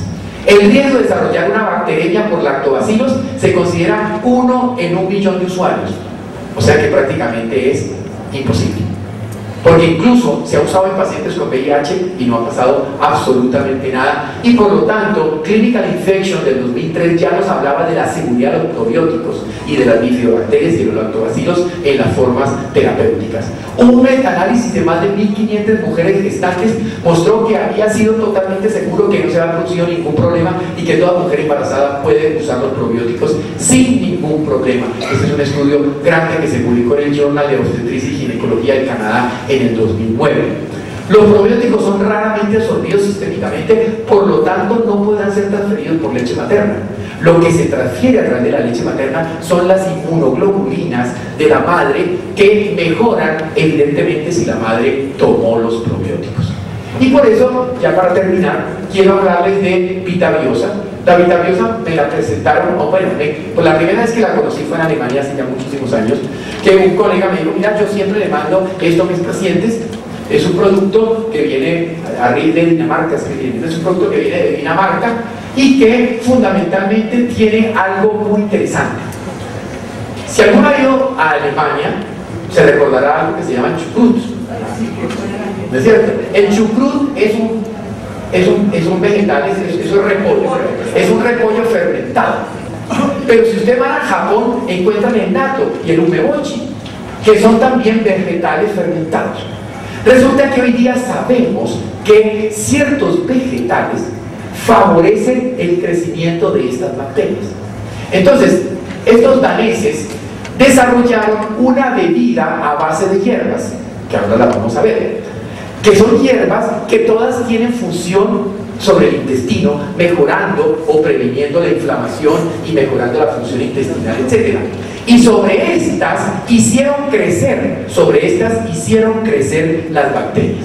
Entonces, es una mezcla de hierbas aromáticas y otras plantas fermentadas gracias a una combinación especial de cultivos microbianos. Evidentemente, durante la fermentación se produce ácido láctico, genera un pH puntual de 3,5, con lo cual se previene el desarrollo de microorganismos indeseables. Entonces, aquí no hay posibilidad de que esto se contamine con bacterias malas. Aquí no hay posibilidad de que esto, digamos, entre comillas, se infecte y que al tomarse uno de esos se fuera a meter. No, aquí solo pueden crecer bacterias buenas y evita el crecimiento pues, de bacterias que puedan ser peligrosas. Y tiene 1, 2, 3, 4, 5, 6, 7, 8. Es una mezcla de lactobacillus, de bifidobacterias, de Streptococcus thermophilus, de Lactobacillus casei, de Lactobacillus lactis, su especie, 2 tipos. Entonces, lo interesante que es, la gran mayoría de lo que nos venden en el mercado vienen con 1 o 2 o una sola tipo de cepa. Por lo tanto, puede tener muy buen efecto, pero no un efecto universal. Lo interesante de este producto, que entre otras surgió como un producto no para tratamiento de enfermedades en lo más mínimo, sino que los daneses usaban para la prevención, era una combinación de distintas cepas que permitirían entonces que se pudiera recuperar mucho más fácil el intestino. A esto le adicionaron vegetales, anís, regaliz, hinojo, y le pusieron además albahaca, manzanilla, el perifolio, el eneldo, el saúco, el jengibre, la angélica, el enebro, la ortiga, el orégano, perejil, hierbabuena, romero, salvia y tomillo. O sea, tiene realmente una combinación amplia de hierbas que tienen propiedades antiinflamatorias, propiedades emulsentes, o sea que van a ayudar a que el moco se libere y se limpie, y que básicamente actúan en forma fitoterapéutica sobre la salud de la mucosa intestinal, y por otra parte me ofrecen 7 mezclas probióticas que van entonces a enriquecer y a hacer muchos de los efectos que ya hemos ido hablando. Es producido en Dinamarca. Este es el productor original o de donde viene, porque el producto que viene aquí en Colombia viene directamente de Dinamarca, o sea, aquí no se fabrica, aquí simplemente se distribuye fundamentalmente, y la forma de uso puede ser o una mezcla. Mucha gente, a mí sinceramente, como a mí el chucrut y todas cosas me encantaron, porque yo lo aprendí a comer en Europa, entonces a mí no me importan los sabores a fermentado. Entonces yo, ¿qué hago? Un tintero de tipo tintero doble, lo lleno del líquido y me lo tomo 15 minutos antes del almuerzo. Y eso es lo que yo hago permanentemente, siempre. Yo tomo todos los días, constantemente, porque lo estoy tomando, es como un alimento. O sea, para mí es como si dijera, usted puede comer zanahoria todos los días, o usted puede comer, claro que usted puede comer esto. Estos son hierbas con bacterias, eso es comida. Es lo que en medicina hoy día se llama alimento funcional.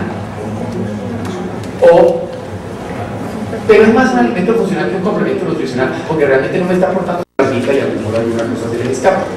De todas maneras, lo que queríamos era que vieran que este alimento funcional puede ser de muchísima utilidad para desde los niños hasta los ancianos, desde los saludables hasta los enfermos, porque básicamente lo que ayuda es a que el sistema inmunológico se encuentre funcionando correctamente, que la inflamación mínima persistente desaparezca y que no tenga problema, porque a veces cuando las personas se echan algún gas, la gente que le dice, hijo, pero usted sí está podrido, ¿no? Para que no les digan que decíamos a veces. Muchísimas gracias.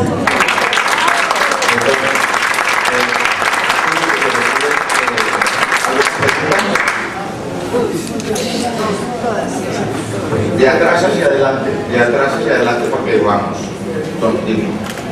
Las dosis en pediatría, ¿cómo las usas?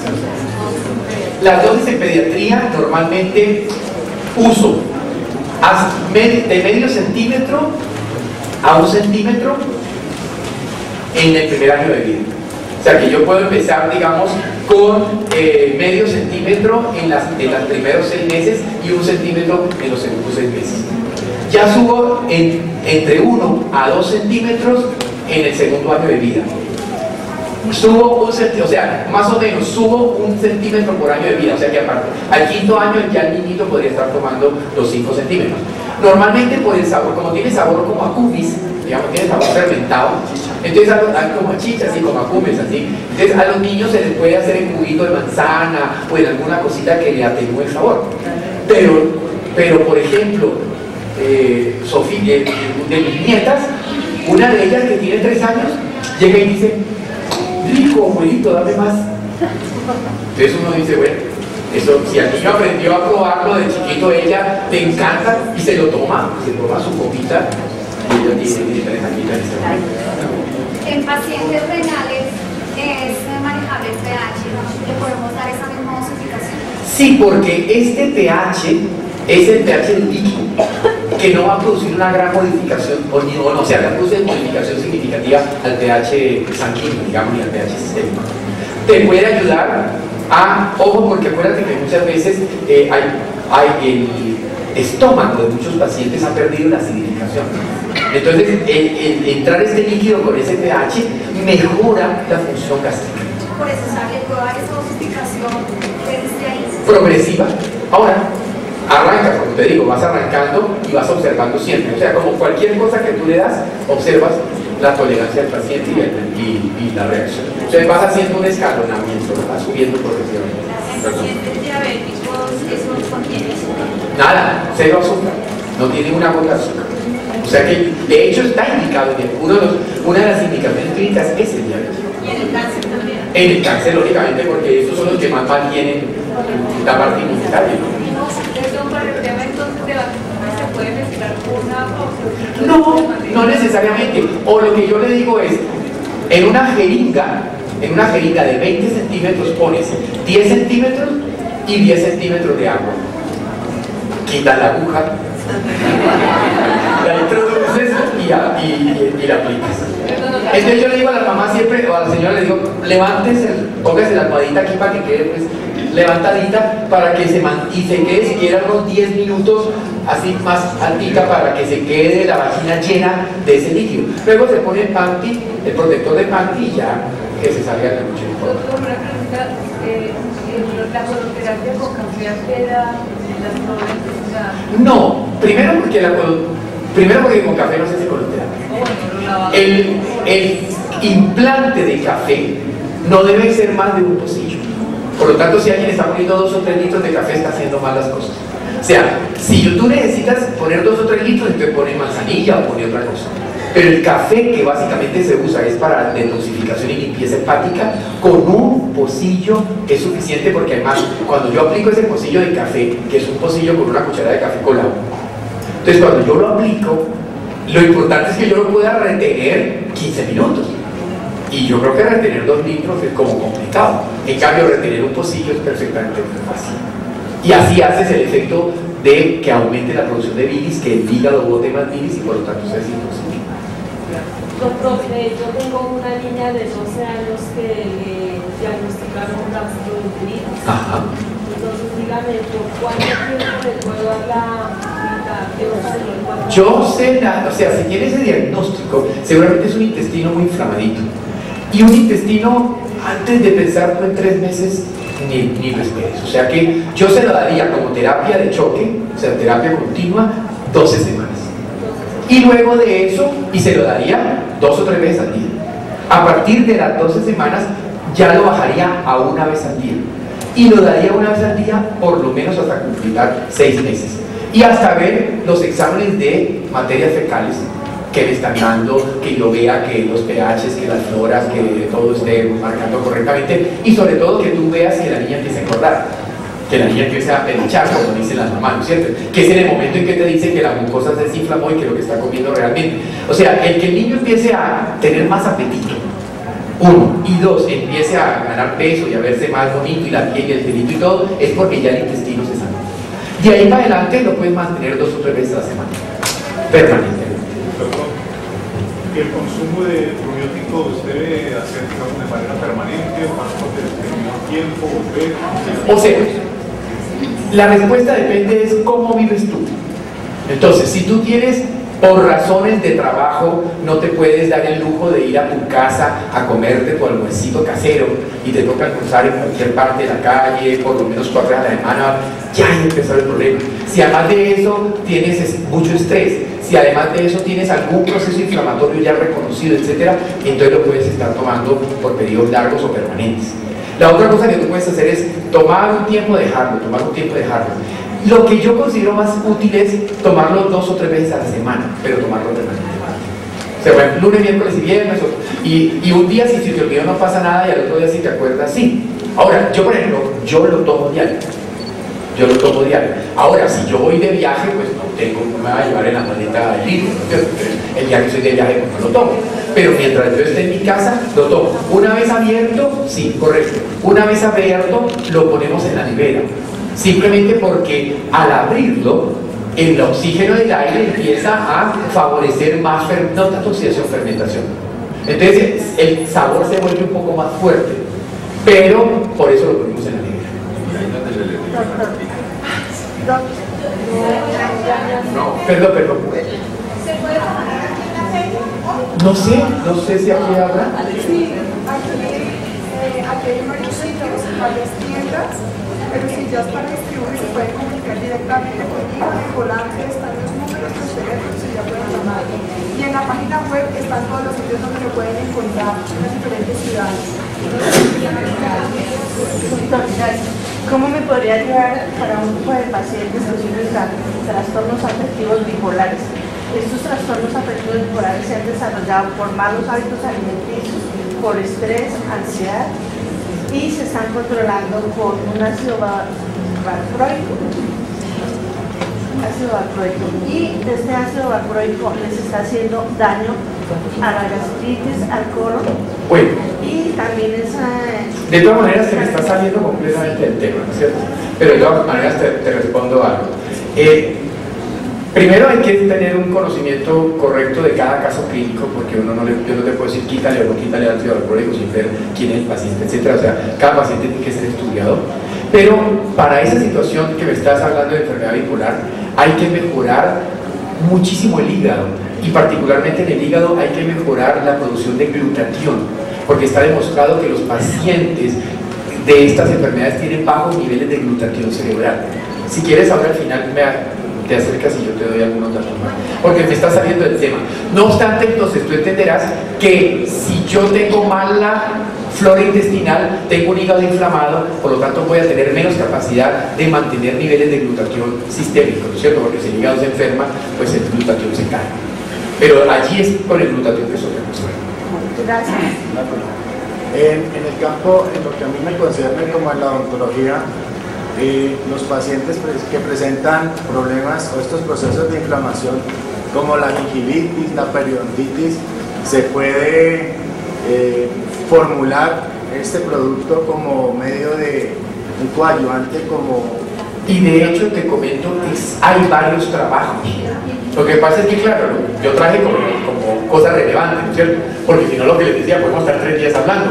Hay varias publicaciones desde la odontología con el uso de probióticos, demostrando cómo, por ejemplo, en la enfermedad, cómo en los viejos, donde se va convirtiendo la enfermedad periodontal en la catástrofe que se vuelve, mucho de eso tiene que ver, todas esas encías enfermas, purulentas y todas las cosas, es porque así mismo está el intestino. Acuérdate que esto es tan mucosas aquí como mucosas acá. Entonces, si no está sana la mucosa intestinal, no puede estar sana la mucosa de la boca. Hay varios trabajos interesantes sobre el tema de odontología. Pero se podría formular también como una especie de como hacer un enjuague y también...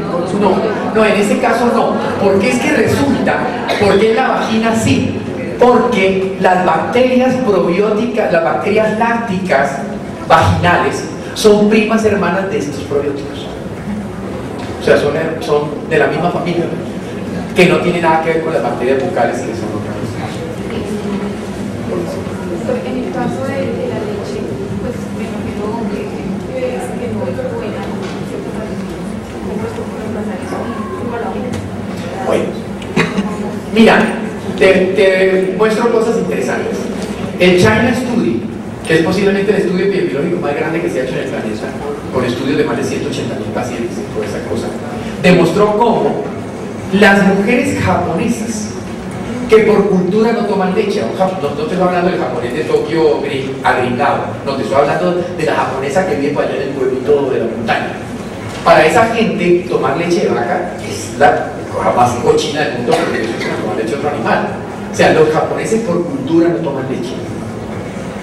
Y en ese estudio demostraron que tienen 3.7 folds, o sea, 3.7 veces menos osteoporosis que las norteamericanas que toman leche todos los días.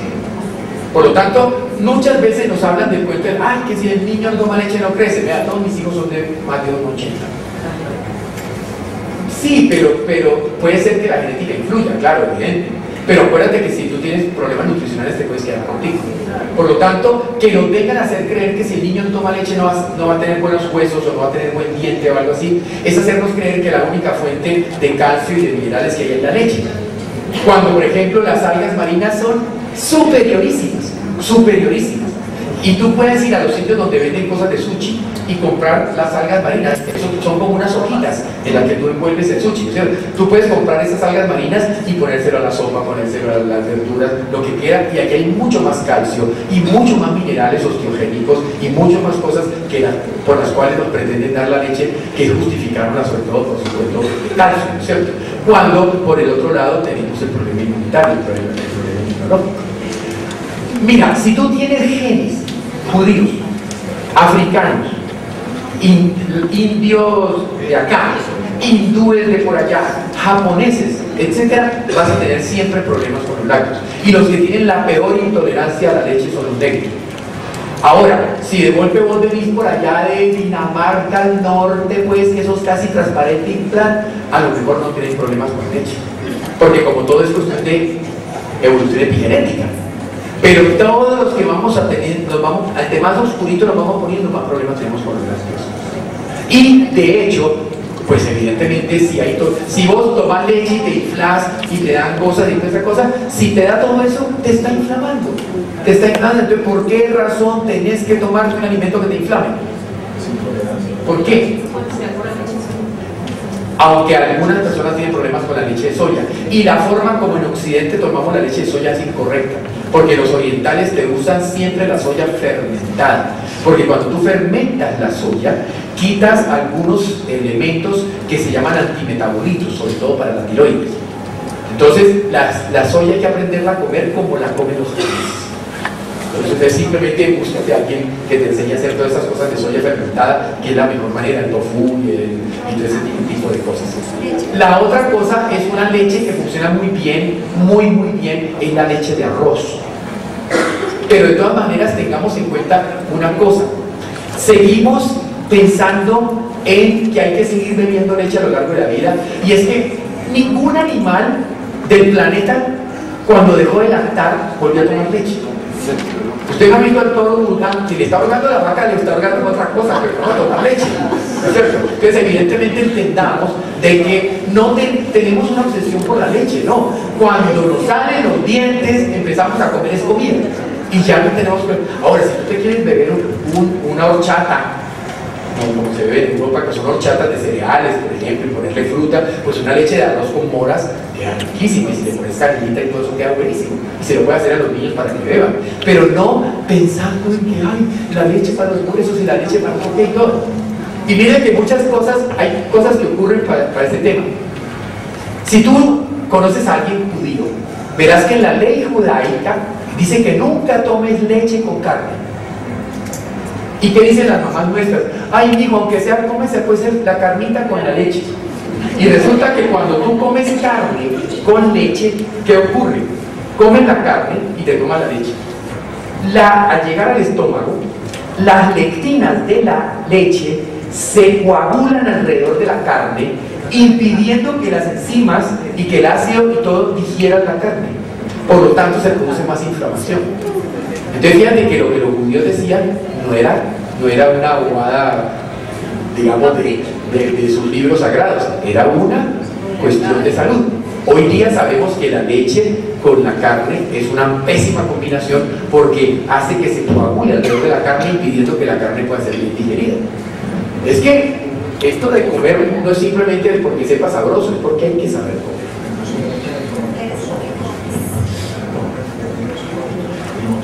Sí, claro, si se tomaría sería por sordos, pero lo ideal es que intentemos, o sea, que sea más una cosa incidental, que si de golpe en un alimento viene un poco de lácteo, pues bueno, no es tan grave, pero no rutinariamente los 2 y 3 vasos al día con el queso y la cuajada y el yogur. Es que hay niños que se toman hasta 6 golpes de lácteos al día. Hasta 6 golpes de lácteos tienen muchos niños en la historia clínica que hacemos. En los quesos fermentados y en los yogures, ¿eso es sano? Sería una forma mejor. De todas maneras se ha visto que allí ayuda a que muchas de estas azúcares ya están digeridas, etc. Pero si vos tenés reacción inflamatoria intestinal, lo ideal sería que no.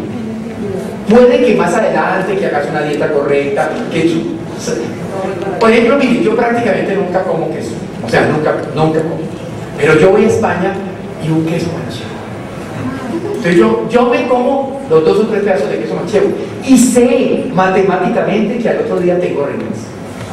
O sea, al otro día la glucosa se me congestiona y moqueo. Pero ¿cuántos de ustedes, por ejemplo, se sientan a comer y mismo moquean? Y la gente no relaciona inmediatamente que si usted moquea después de comer es porque hay una reacción inflamatoria intestinal que está haciendo un homing cruzado, o sea, un reflejo a la mucosa nasal.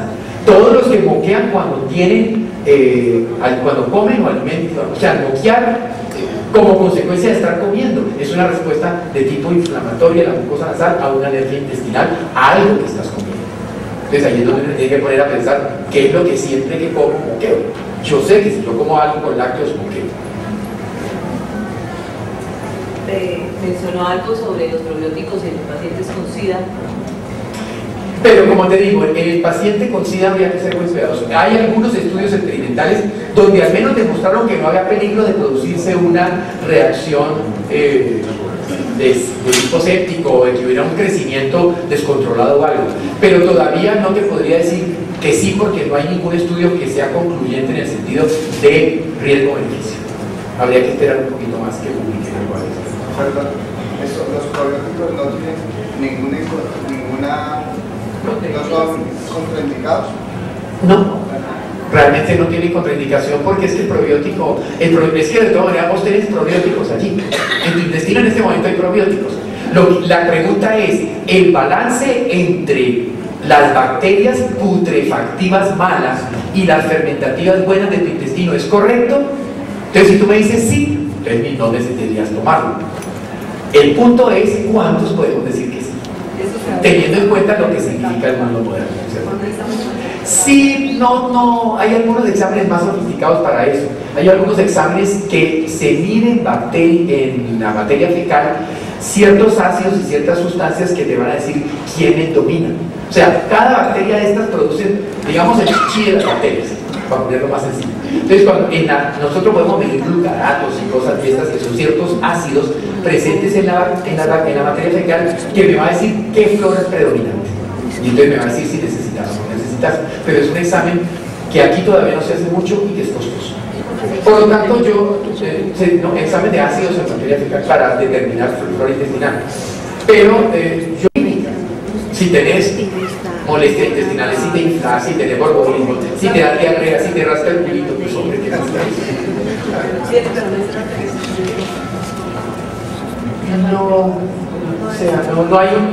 No veo una relación directa con el paciente, sí. Ahora, de todas maneras, si un hipertenso tiene un intestino enfermo, pues la necesita.